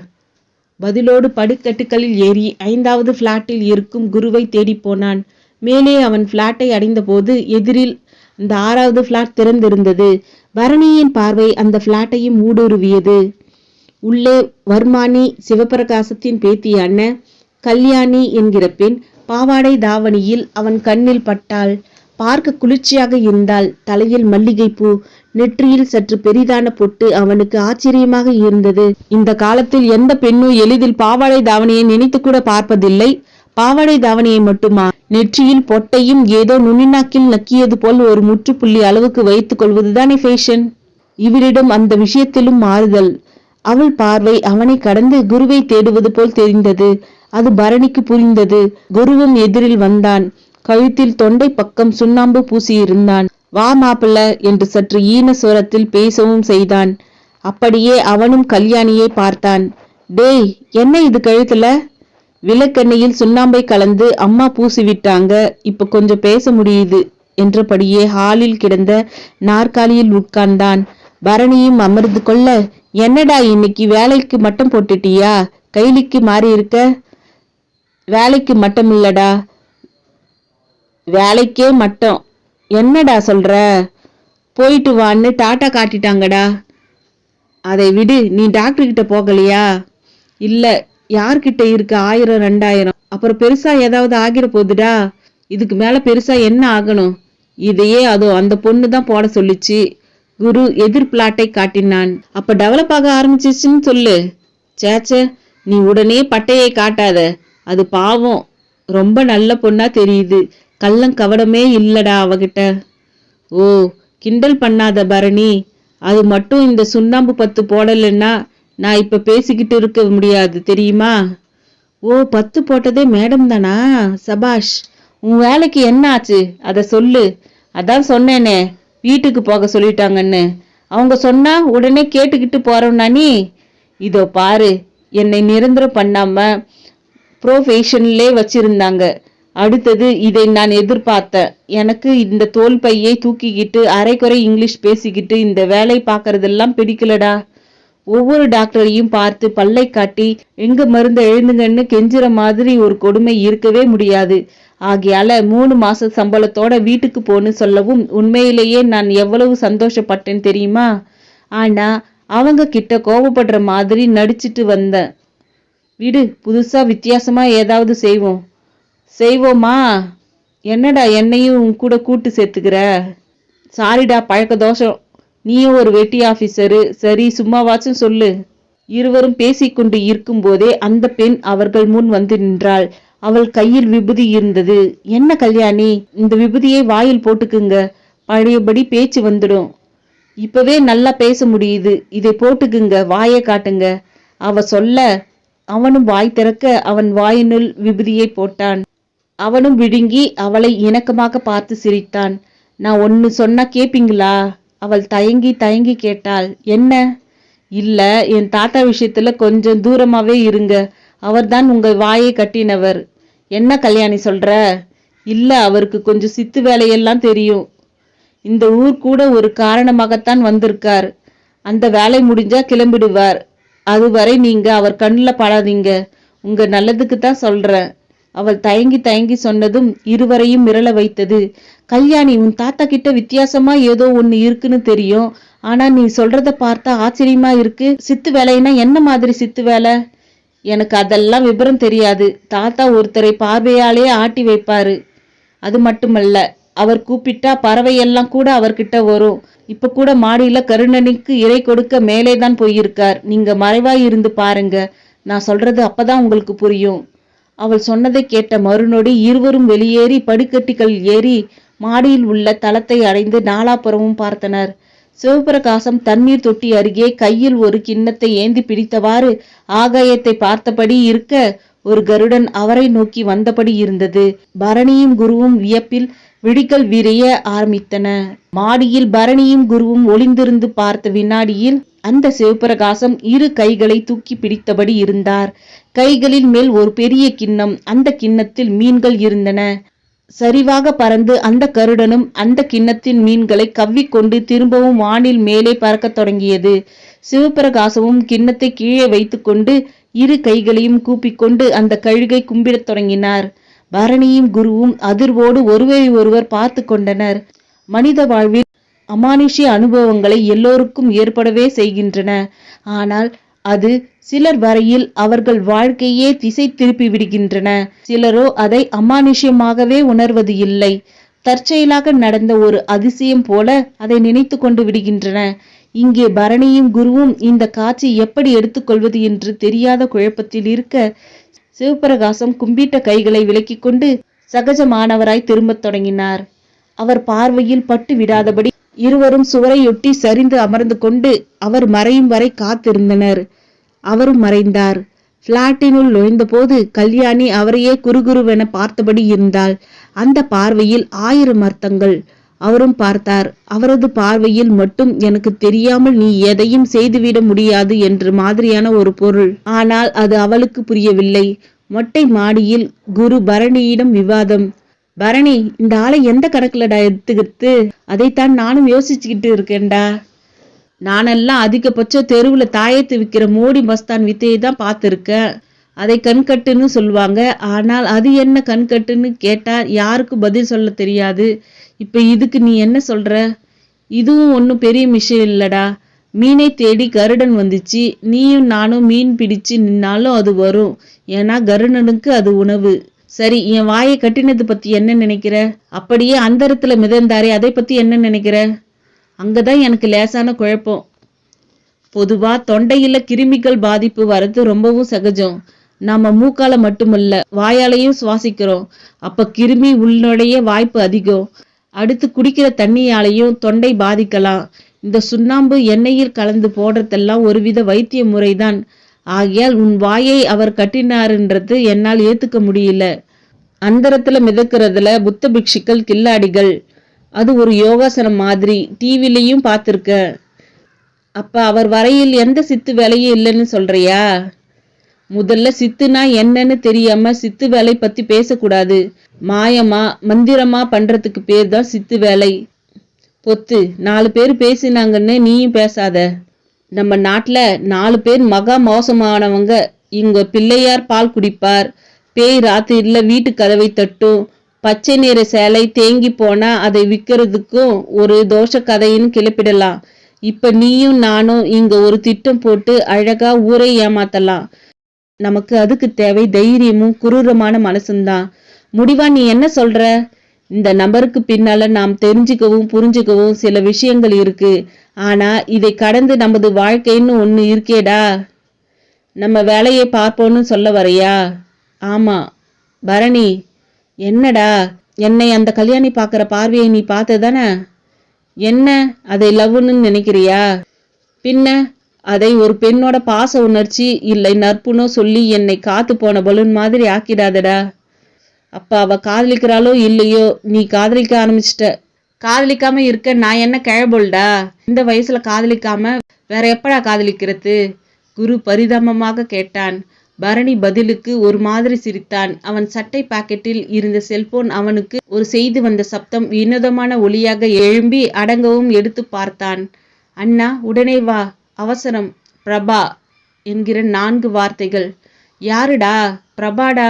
ஏதோ அவசரமாம், வர சொல்றா. சரி, என்னன்னு போய் பாரு, மிச்சம் அப்புறம் பேசிக்குவோம். செல் இருக்கிறது ரொம்பவும் சௌகரியமா இருக்குடா. குரு விடை கொடுக்க இருவரும் அங்கிருந்து கீழ் இறங்கினார்கள். குரு தன் பிளாட்டுக்குள் நுழைய பரணி தொடர்ந்து கீழ் இறங்கினான். முன்னதாக அப்படியே திரும்பி அந்த 6வது பிளாட்டை ஒரு பார்வை. கல்யாணி கொட்ட கொட்ட பார்த்து கொண்டு இருந்தாள். குருவும் அவன் பிளாட்டுக்குள் நுழையவும் அம்மா சகுந்தலாவிடம் பெரும் ஆயாசம். பரணி, வீரமணி மாமா இப்பதான்டா ஃபோன் பண்ணினாரு. உனக்கு வேலை போன விவரத்தை யதார்த்தமா சொன்ன. உடனே கெட்டியா புடிச்சிட்டாருடா. அவர் வேலை வாங்கி தராராம். உன்னை கேட்டு சொல்ல சொன்னார் என்ற சகுந்தலாவின் முகத்தில் பரபரப்பு தெரிந்தது. இவர் எனக்கு வேலை வாங்கி தராரா? என்ன வேலை? அது தெரியல. உனக்கு மட்டுமில்ல, உன் நண்பன் குருவும் வெட்டியாத்தானே சுத்திக்கிட்டு இருக்கான். அவனுக்கு வேலை வாங்கி தரேன்னு சொன்னாரு. உங்க 2 பேரையும் உடனே வந்து பார்க்க சொன்னாரு. ஆச்சரியமா இருக்கே. ஆமா, அவர் வட்டிக்கு விடுறாரு தானே? வட்டிக்கு மட்டுமா? ரியல் எஸ்டேட், வீடு கட்டித்தரத்து, பழைய கார்களை வாங்கி விற்கிறதுன்னு அவர் செய்யாத தொழிலே இல்லை என்றாள் தங்கை பிரபா. அப்ப மனுஷன் நம்மளை வசூலுக்காக தான் அனுப்புவான். என்னால முடியாது. அப்புறம் நான் கேட்குற சம்பளத்தையும் இவரால் தவற முடியாது. நீ அப்படியே பேசாம வந்துருமா. கேட்டா எனக்கு ஏதாவது ஒரு மருந்து கம்பெனியில் வேலை கிடைச்சிருச்சுன்னு நான் சொல்லி சமாளிச்சிடுறேன். லுங்கியை மடித்து கட்டியபடியே பரணி சொன்னதும் சகுந்தலாவுக்கு பிடிக்கவில்லை. அது அவள் முகம் போன போக்கில் தெரிந்தது. என்னம்மா? இல்லடா, நல்ல சம்பளம் தரலாம்ல. பெரிய பெரிய கம்பெனிக்கே 20,000 30,000ன்னு தர முடியலம்மா. இவர் தனி மனுஷன். இவருக்கு 8ஆம் வகுப்பு கூட தேராதவங்க தான் லாய்க்கு, புரிஞ்சுக்கோ. அது சரி, உனக்கு வேற வேலை கிடைச்சிருமா? கிடைச்சிருமா? இல்லை, கிடைக்கணும். அனுபவம் இருக்கிறதால கிடைக்கும். நீயும் என்னை நாட்டாம பண்ற ஜாதகத்துல பெக்கல. நாய் மாதிரி சுத்தத்தான் பெத்திருக்க. மருந்து கம்பெனிக்கு என்ன மாதிரி நல்லா சுத்த முடிஞ்ச நாயக தேவம்மா. விரக்தியா பேசிவிட்டு விலகி போனான். உள் அறையில் அரசு தொலைக்காட்சி இருந்தது. இயக்கத் தொடங்கினான். கவுண்டமணியிடம் செந்தில் அடிவாங்கும் காமெடி சீன் ஓடிக்கொண்டு இருந்தது. பலமுறை பார்த்து விட்டான். திரும்பவும் பார்த்தான். லேசாக சிரிக்க முடிந்தது. அப்படியே தலைமேல் தலையணையை போட்டுக்கொண்டு படுத்து விட்டான். இப்படி இவனெல்லாம் படுக்க தொடங்கிவிட்டால் தியேட்டர்ல சினிமா எப்படி ஓடும்? அந்த அபார்ட்மெண்ட் முன் ஒரு ஆட்டோ வந்து நின்றது. அதில் இருந்து வயதான ஒருவரும் நடு வயதுக்காரரும் இறங்கினர். மெல்ல நடந்து வந்து வாசலில் கூட்டிக் கொண்டு இருந்த பிரபாவிடம், இங்க சிவபிரகாசன்ற வர்மானி வீடு எங்கே என்று கேட்டனர். அவளும் மாடியை காட்டி 6வது பிளாட் என்றார். அந்த வயதானவர் அதை கேட்டபடி ஏற முற்பட, லிப்ட் இருக்கு என்றாள் பிரபா. ஆனால் அதை காதிலேயே வாங்காமல் அவர்கள் படிக்கட்டுகளில் ஏறினர். வயதானவருக்கு 80-90 வயது இருக்கும். அவர் அசராமல் நடந்தது பிரபாவுக்கே பெரிய ஆச்சரியம். பார்த்தபடியே இருந்தாள். 6வது பிளாட் திறந்தே இருந்தது. இருவரும் உள்ளே நுழைந்தனர். சிவபிரகாசம் அந்த வயதானவரை பார்த்து வேகமாய் முன்வந்து, குருஜி நீங்களா என்றபடி அவரது காலில் விழுந்தார். என்னடா, உனக்கு எதுக்குடா இப்படி ஒரு இடம்? உன்னால பாரு, நானும் இங்க வர வேண்டியதா போச்சு என்றார் அவர். தப்பா எடுத்துக்காதுங்க குருஜி, நானும் ஒரு திட்டத்தோட தான் இங்க இருக்க என்றார் சிவபிரகாசம். என்ன திட்டம்? பெரிய திட்டம். நான் சொல்லி இருந்தது என்ன ஆச்சு? இடத்தை கண்டுபிடிச்ச. இந்த அமாவாசை அன்னைக்கு வேலை முடிச்சிடுவேன் குருஜி. இடத்தை கண்டுபிடிச்சிடியா? நிஜமாவா? ஆமா. கார்பரேஷன் ஆபீஸ்க்குள்ள போய் பார்க்க வேண்டியவங்கள பார்த்து கொடுக்க வேண்டியதை கொடுத்து 1932வது வருஷம் மதுரை நகர வரைபடத்தை வாங்கி அதுல சோமாஸ்கந்தர் உங்க குருநாதர் தங்கி இருந்த இடத்தை கண்டுபிடிச்சிட்டேன். இப்ப அந்த இடம் எங்க இருக்கு? அந்த இடத்துல ஒரு பெரிய பங்களா இருக்கு. அந்த பங்களாவில் இருக்கிற அவ்வளவு பேரும் ரொம்ப செல்வ செழிப்போட ஆரோக்கியமாகவும் இருக்காங்க. அங்க போனப்போ என்னால பல உண்மைகளை புரிஞ்சுக்க முடிஞ்சிருச்சு. உங்க குருநாதர் நட்டு வளர்த்த நாகலிங்க மரம் பிரம்மாண்டமாய் வளர்ந்திருக்கு. மாமரத்துல பழங்கள் நிறைய கிடக்கு. மொத்தத்துல அந்த பங்களாவே அருளோட இருக்கு குருஜி. அதுல என் குருநாதர் சமாதியான இடம் உனக்கு தெளிவாக தெரிஞ்சதா? அதற்கு மட்டும் சிவபிரகாசத்திடம் இல்லை என்னும் தலையசைப்பு. சிவபிரகாசத்தின் மறுப்பான தலையசைப்பு அப்பெரியவர் முகத்தில் ஏமாற்றத்தை மெல்ல உருவாக்க ஆரம்பித்தது. அது முகம் போன போக்கில் தெரிந்தது. அவர் பெயர் ஜீவானந்த சிவம். நீங்க அதுக்காக கவலைப்பட வேண்டாம். அந்த பங்களாவுக்கு போனா நான் கண்டுபிடிச்சிடுவேன். கண்டுபிடிக்கிறது மட்டுமல்ல, எனக்கு அதுக்குள்ள இருக்கிறது எல்லாமே பத்திரமா வேணும். என்ன இருக்கோ அதை எடுத்துக்கிட்டு முதல் தகவலை உங்களுக்குத்தான் தருவேன். உன் தகவலுக்காக காத்திருக்க. குறிப்பா அந்த சமாதிக்குள்ள இருக்கிற என் குருநாதர் அணிந்திருந்த ருத்ராட்ச மாலை, அப்புறம் அவர் எழுதின ஏடுகள். குருஜி, அந்த ஏடுகள் செல்லரிக்காம அப்படியே இருக்குமா? என் குருநாதர் உடம்பே முழுசாய் அப்படியே இருந்தாலும் நான் ஆச்சரியப்பட மாட்டேன். அப்படி இருக்க அவர் தன்னோடு சேர்த்து வச்சிருக்கிற ஏடுகள் எப்படி செல்லரிக்கப்பட முடியும்? உங்க நம்பிக்கை பொய்யாக வேண்டாம். வர பௌர்ணமி தான் நான் தேர்வு செய்திருக்கிற நாள். அன்னைக்கு நிச்சயமா சமாதிக்குள் இறங்கிடுவேன் குருவே. ஆசீர்வாதம். சகலமும் நல்லதாய் முடியட்டும். இந்த மாதிரி சமாதிகளுக்கு காவல் நாகம் இருக்கக்கூடும். அது கண்ணுல பட்டா தப்பி தவறி உன் கையால் அடிச்சிடாத. அத வணங்கி வழிக்கு கொண்டு வரப்பாரு. முடியலன்னா திரும்பிடு. தப்பா ஏதாவது பண்ணி குருநாதர் கோபத்துக்கும் சாபத்துக்கும் ஆளாகி விடாதே. உத்தரவு குருஜி என்ற சிவபிரகாசத்தை ஜீவானந்த சிவமும் ஒருமுறை ஏற இறங்க பார்த்தார். பின் எழுந்து கொண்டார். புறப்படுவதற்கு முன் சிவபிரகாசத்தோடு இருந்த கல்யாணியையும் ஒரு பார்வை பார்த்தார். ஆமா, ஏன் இவ உன் கூட இருக்கா கேட்டார். நான் வெளி கையால சாப்பிடுறது இல்ல குருவே, அதான் சமைச்சு போடுறா. சரி, கவனம் என்று 2 வார்த்தைகளோடு புறப்பட்டு விட்டவரை வெளியே விடச் சென்றார் சிவபிரகாசம். நீ வர வேண்டாம், நான் போய்க்கிறேன். அப்புறம் ஜோசிய பாக்கறதுன்னு கூட்டத்தை சேர்க்காத. அது ஆபத்துல முடிஞ்சிடும். உன்னை பத்தி யாருக்கும் எதுவும் தெரியக்கூடாது. நம்மை போன்ற சித்த யோகிகளுக்கு மனுஷ கூட்டமும் அவங்க ஆபாசங்களும் பெரிய எதிரி. மறந்திருக்க மாட்டேன்னு நினைக்கிறேன். மறக்கல குருஜி, மறக்கல. இந்த பொண்ணையும் சீக்கிரமா கட்டி கொடுத்துடு. தனியா இருக்க பழகு. இல்ல நீ விரும்புற இளமையும் ஆயுளும் சரி உனக்கு கிடைக்காம போயிடும். நின்றபடியே மலமளவென பேசிவிட்டு விறுவிறுவென்று நடந்து போய்விட்டார் அவர். அகலவும் சிவபிரகாசத்தை மிக ஊடுருவி பார்த்தாள் கல்யாணி. என்ன கண்ணு அப்படி பாக்கற? என்ன தாத்தா இது? ஜீவ சமாதி ஏடுன்னு சாமி என்னவெல்லாமோ சொல்லிட்டு போறாரு. அது ஒண்ணுமில்லைம்மா. 100 வருஷத்துக்கு முந்தி இந்த மதுரை திருப்பரங்குன்ற மலையொட்டின ஒரு இடத்துல கைலாசகிரின்ற சித்த சாமி இருந்தார். ஒரு நாள் தனக்குத்தானே அவர் சமாதி கட்டி கொண்டு உள்ளே இறங்கி விட்டார். சித்தர் சாமிங்க என்ன இந்த ஜனங்க மாதிரியா? அவர் உடம்பு கல்ப உடம்பு. அதை நெருப்பு மண்ணும் தின்ன விட மாட்டாங்க. அவங்க ஆத்மாவும் அவங்க விரும்புற காலம் வர இந்த உலகத்துல சுத்திக்கிட்டு இருக்கும். சமாதியை கண்டுபிடிச்சு அதை கும்பிடுன்றது என் குருநாதர் விருப்பம். அது எப்படி? அதான் இப்ப அங்க பங்களா வந்துருச்சே, அப்புறம் எப்படி கும்பிட முடியும்? கண்ணு, என்ன ரொம்பவும் குடையாத. நடக்கிறது எல்லாம் பொறுமையா இருந்து கவனி. வெளியேயும் யார்கிட்டையும் இங்க பேசுறதை பத்தி மூச்சு விடக்கூடாது. ஏன் தாத்தா, இவ்வளவு வயசுக்கு பிறகு எதுக்கு இந்த சமாதியை கண்டுபிடிக்கிறது தோன்றது எல்லாம்? கல்யாணியின் கேள்வியால் அவளை முறைத்து பார்த்தார் சிவபிரகாசம். அவளுக்கு ஒரு மாதிரி இருந்தது. அதன் பிறகு ஒரு வார்த்தை கூட பேசவில்லை. பரணியின் பிளாட்டுக்கு அந்த வீரமணியே திரும்பி வந்தார். சகுந்தலா, வாங்கண்ண என்று அவரை வாஞ்சியாக அழைத்தாள். அவரும் கண்ணில் பட்ட நாற்காலியில் அமர்ந்தவராய், பரணி ஏதாவது சொன்னானா என்று கேட்டார். இல்லண்ண, அவன் சகுந்தலா பதில் சொல்ல தடுமாறிட, பரணியே யதார்த்தமாக எதிரில் வந்தான். வா பரணி, என்னப்பா வேலை போயிடுச்சாமே? கேட்க சங்கடமா இருந்துச்சு எனக்கு. அவர் வாசிக்க தொடங்கவும் கையை உயர்த்தி சைகையாலே நிறுத்துங்க என்பது போல பார்த்தான். பின் தன் நுங்கியை அவிழ்த்து இறுக்கமாக கட்டி கொண்டான். எனக்கு உங்களோட சேர்ந்து வேலை பார்க்க முடியும்னு தோணல. என் கூட படிச்ச பசங்க இப்ப எடுத்த எடுப்புல 40,000 50,000 சம்பளம் வாங்குறாங்க. நீங்க 10,000த்தையே ₹1,00,000 அளவுக்கு பேசுகிற ஆளு. ஆகையால் நானெல்லாம் உங்களுக்கு ஒத்து வர மாட்டேன் என்றான் பளிச்சென்று. நீ எவ்வளவு எதிர்பார்க்கிற? நீங்க கேட்கறத பார்த்தா ₹1,00,000 சொன்னாலும் கொடுத்துருவீங்க போயிலிருக்கே. இதோ பாரு பரணி, நான் எனக்காக கேட்கல, வேற ஒருத்தருக்காகத்தான் கேட்கறேன். நீ சம்பளமா 50,000 லட்சம்னு பணத்துல இருக்க. ஆனா தங்கத்திலேயே உனக்கு சம்பளம் தர ஆள் இருக்கு தெரியுமா?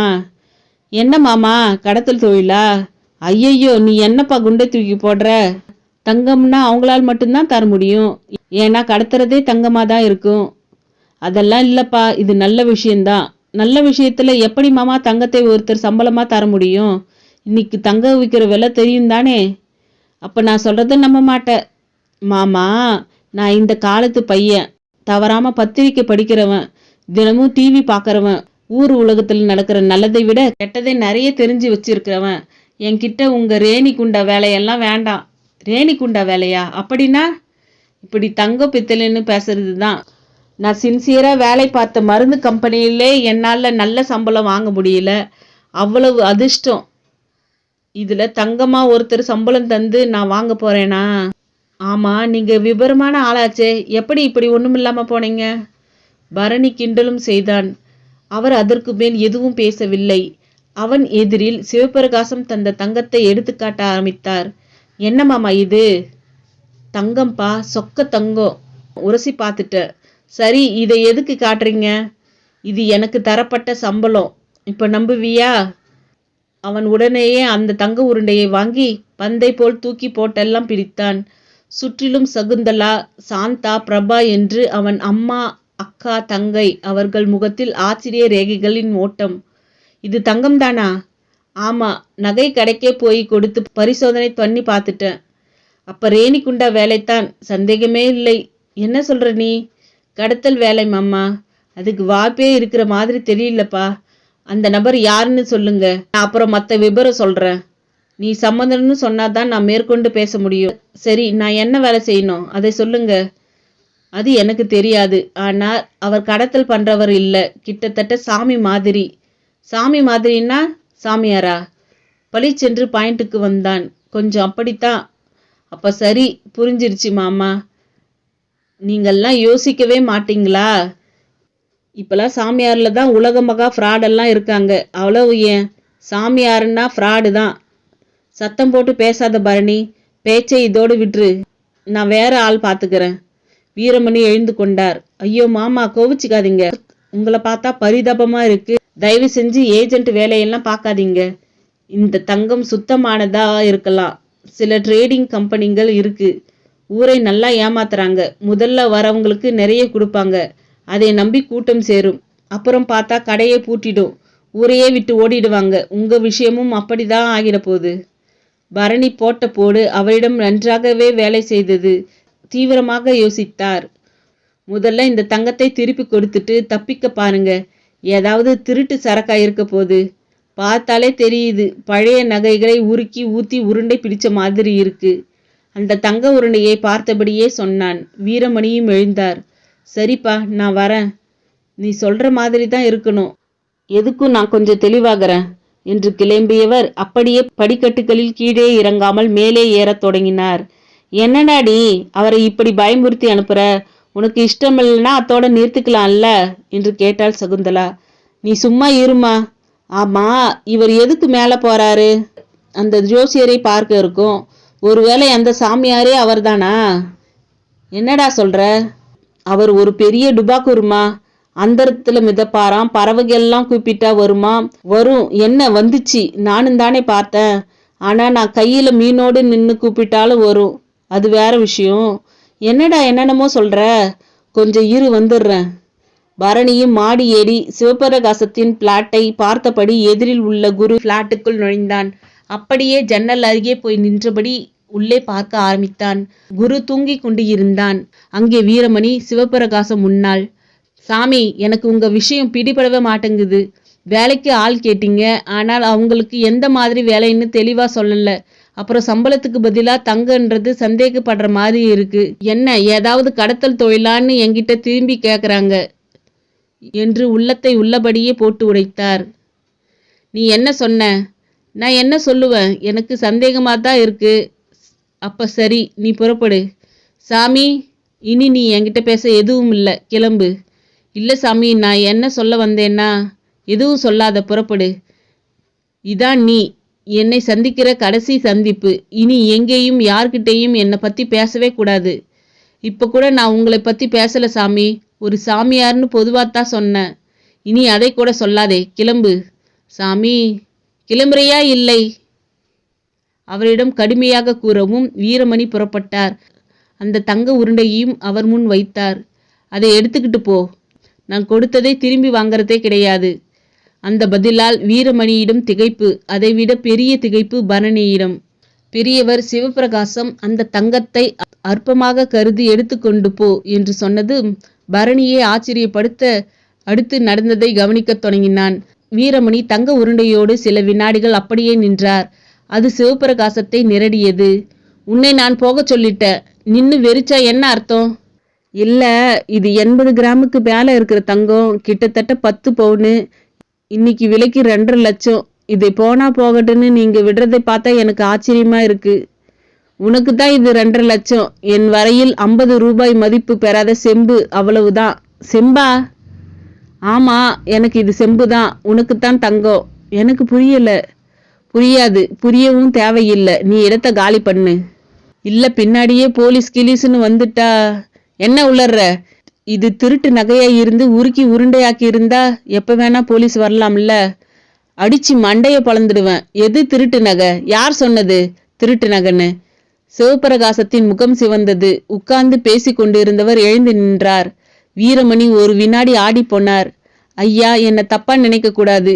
செய்திகளில் தினமும் பல மாதிரி விஷயங்கள் பாக்குறேன். அதான் என் குருநாதர் இங்கேயா குடியிருக்குன்னு கேட்டாப்பவே நான் ஆச்சரியப்பட்டேன்.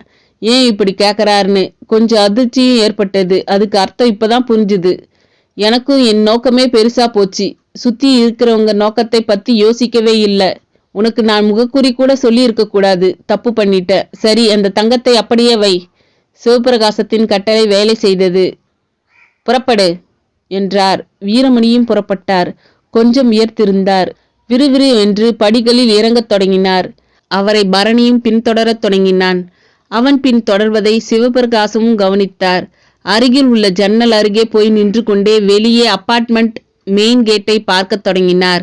யார் வந்தாலும் அந்த கேட் வழியாதான் வெளியே செல்ல வேண்டும். வீரமணி அந்த கேட்டை கடந்து தான் வந்திருந்த இருசக்கர வாகனத்தை கிளப்ப முனையவும் பரணி ஓடிச் சென்று அவர் அருகில் நின்றான். என்ன தம்பி, எல்லாத்தையும் பார்த்துக்கிட்டு தான் இருந்தேன். அந்த பெரியவர் தான் தங்கம் கொடுத்து வேலைக்கு ஆள் வேணும்னு கேட்டாரா?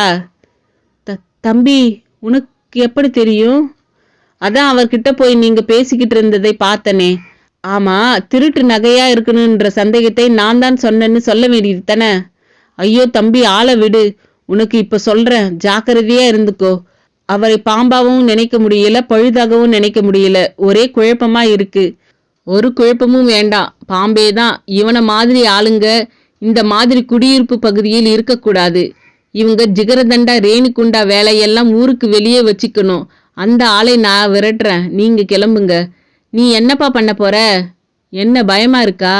ஆமாப்பா, வம்பை விலைக்கு வாங்காதே. எதுக்கு வாங்கணும்? எங்களை தேடி வந்து என் நண்பன் வாயை கட்டுறேன்னு ஏதோ பண்ணி அவன் பாவம் அரண்டு போய் கிடக்குறான். ஆள் கவனிக்கப்பட வேண்டிய பெயர் வழிதான். வாயில லிங்க வர வைக்கிறது, கையில இருந்து விபூதி கொட்டுறதுன்னு டுபாக்கூர் வேலை காட்டுறவங்களும் வந்துகிட்டே இருக்காங்க. அதுல இந்த ஆளு எந்த ரகன்னு தெரியல. ஆனா நான் விட போறதில்ல. பரணி சன்னமாக ஆவேசம் காட்டினான். மேலே ஜன்னல் வழியாக சிவபிரகாசம் பார்த்து கொண்டே இருந்தார். அவர் பேத்தி கல்யாணியும் அவருக்கு பின்னால் நின்று அதை கவனித்தாள். பேசியது போதும் என்று கீழே வீரமணி பைக் எடுத்துக்கொண்டு விலக பரணியும் திரும்பினார். எதிரில் புன்னகையோடு சரண்யா. லுங்கி சட்டை என்கிற ஹோம்லியான உடையில் அவனை பார்த்தவள், இதுதான் உங்க கேஷுவல் ட்ரெஸ்ஸான்னு கேட்டாள். ஆமாம், அவனுக்கு வெக்கமாகவும் இருந்தது. உள்ளே அவள் அண்ணன் ரவிக்குமாரும் இருந்தான். அவன் பெர்முண்டாஸ் ட்ரவுசர் டிஷர்ட் என்று நவீனமாக தென்பட்டான். காதில் இயர்போன், சட்டை பாக்கெட்டில் செல்போன். யாருடனோ பேசியபடி இருந்தான். தன் உடை நடுத்தரவனுக்கு மிகவும் கீழானது என்பது புரிந்தது. ஒரு கூச்சமும் நெருடலும் உருவானது. வேகமாக அங்கே இருந்து விலகி மாடிப்படிகளில் ஏறத் தொடங்கினான். ஒரு நிமிஷம் அவள் தடுத்தாள். 5-6 படிகள் ஏறிவிட்ட நிலையில் திரும்பி பார்த்தான். என் பைக் எப்போ வரும்? ஓ, வண்டி இன்னும் வரலையா? ஐ எம் சாரி, நான் இப்பவே ஃபோன் பண்றேன். வண்டி வந்தாதான் வெளியே போக முடியும். இல்ல, நீங்க தான் வெளியே கூட்டிக்கிட்டு போகணும். அவசரமா ஒரு வேலை இருக்கு.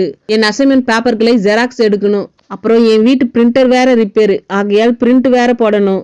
இருங்க, மெக்கானிக் கிட்ட பேசிட்டு வரேன் என்று மேலே சென்றவன் ஒரு 5 நிமிட இடைவெளியில் திரும்பி வந்தான். மிடுக்கான பேண்ட் சட்டை இன் செய்து கூலிங் கிளாஸ் போட்டு இருந்தான்.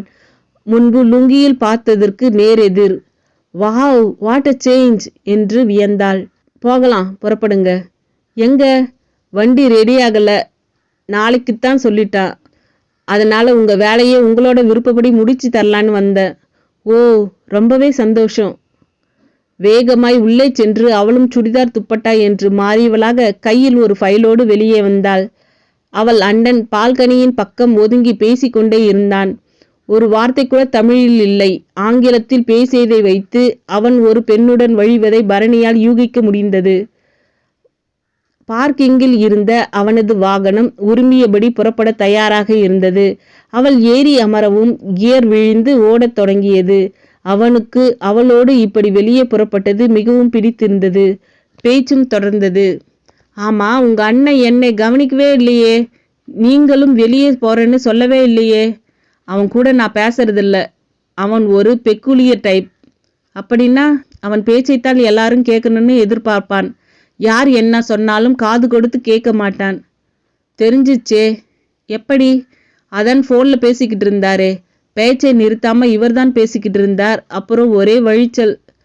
அப்ப வாணி கிட்ட வழிஞ்சிருப்பான். வாணியா? ஆமா, அவனோட உட்பி. உட்பி மீன் வருங்கால மனைவி.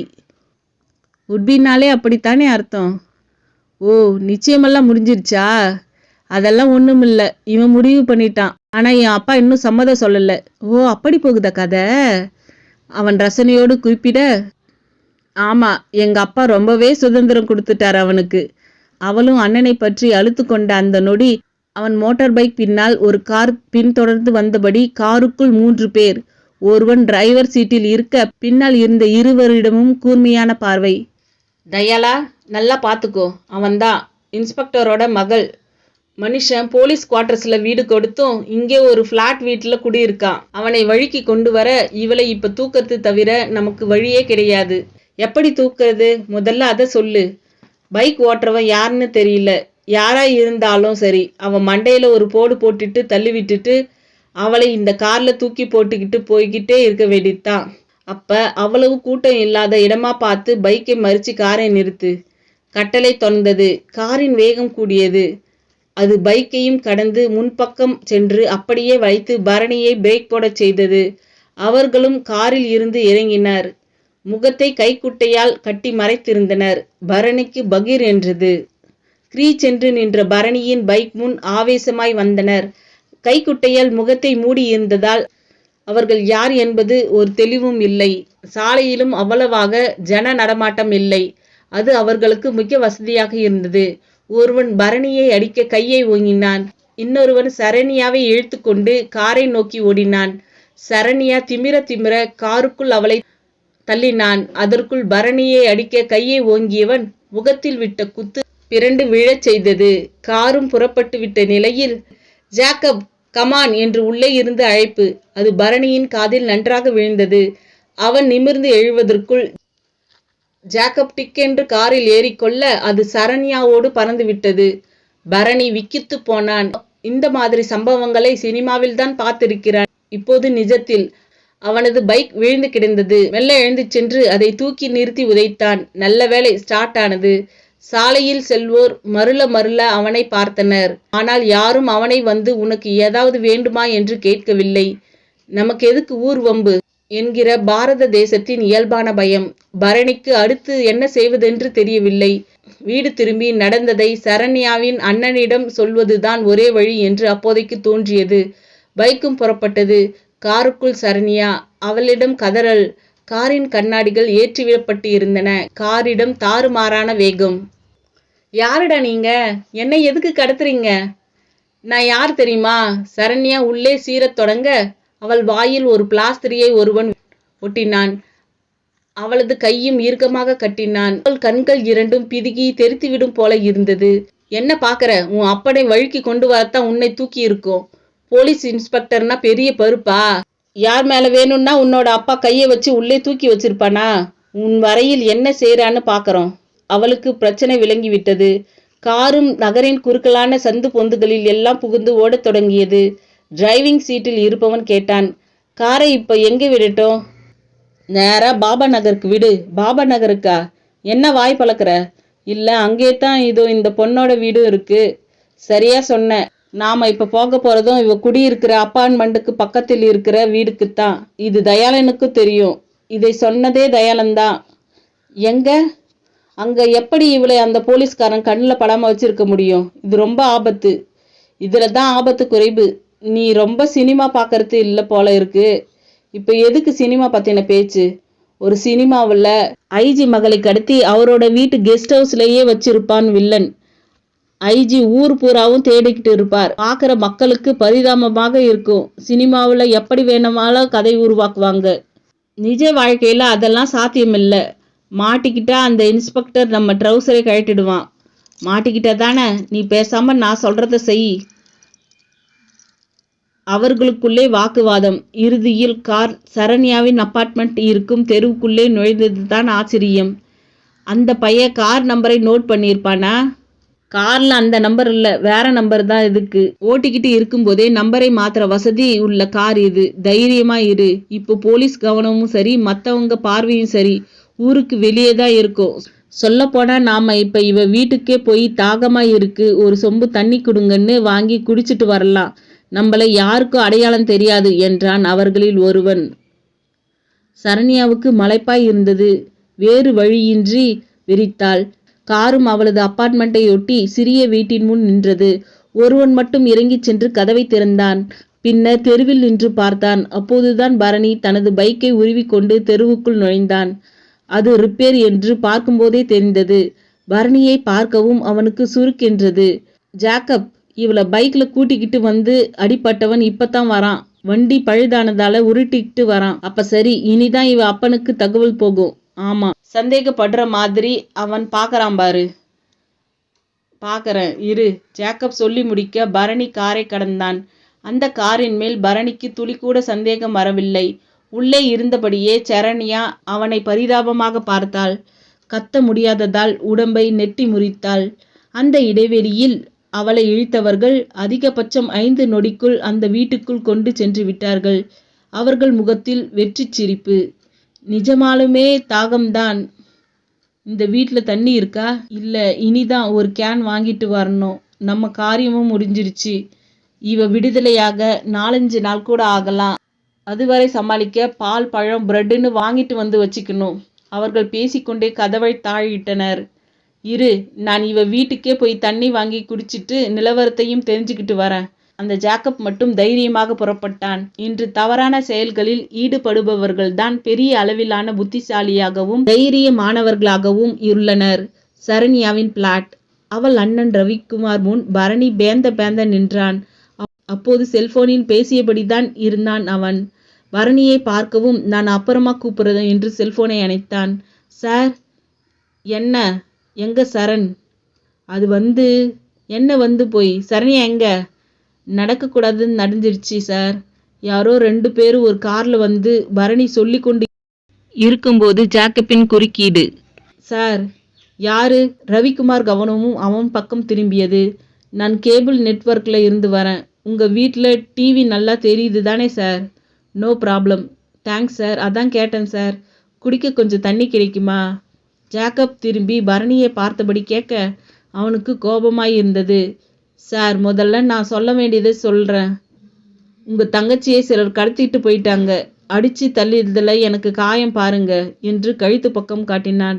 என்னது, சரண்யாவே கடத்திட்டாங்களா? ஏய், என்ன சொல்கிற நீ? அதான் கடத்திட்டாங்கன்னு சொன்னனே. முதல்ல உங்கள் அப்பாவுக்கு தகவல் கொடுங்க. என்னய்யா, என்ன சொல்கிற நீ? யார் கடத்தினா? எதுக்கு கடத்தினாங்க?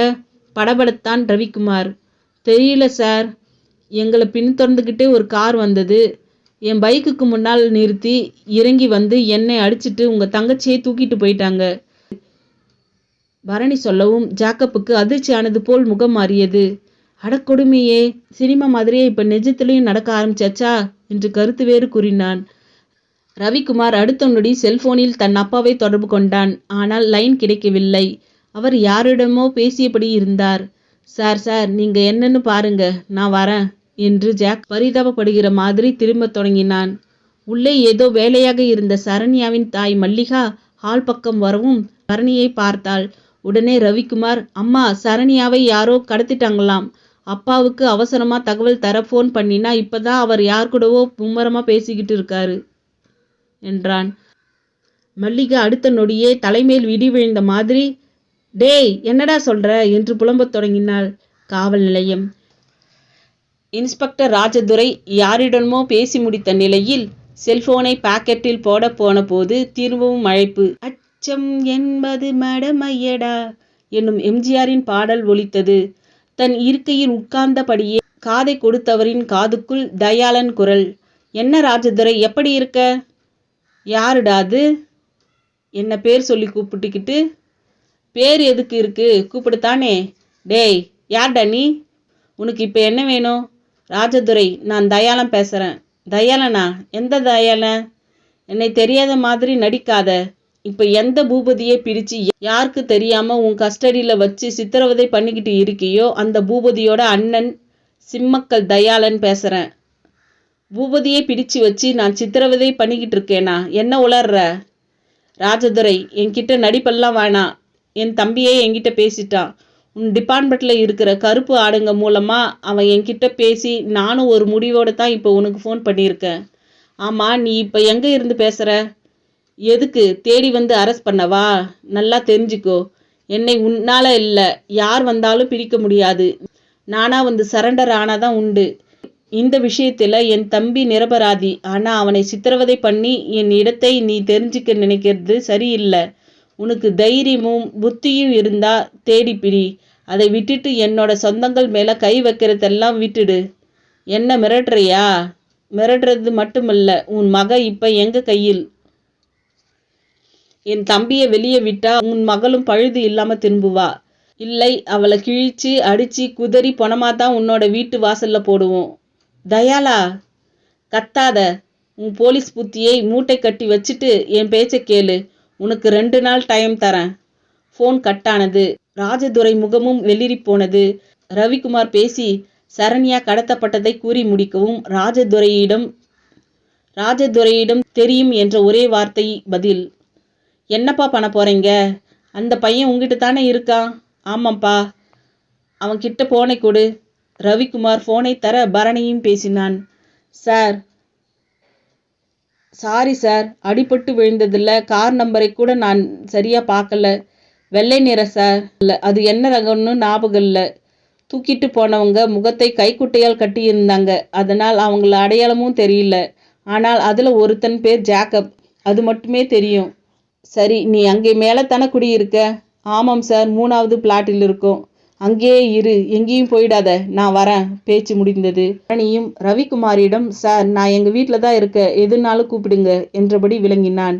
வீட்டுக்கு போய் அம்மாவிடம் நடந்ததை சொன்னான். பதறிப்போனவள், பேசாம குருவிடம் பகிர்ந்து கொள்வோம் என்று தோன்றவே நேராக அவனது பிளாட்டை நோக்கி நடந்தான்.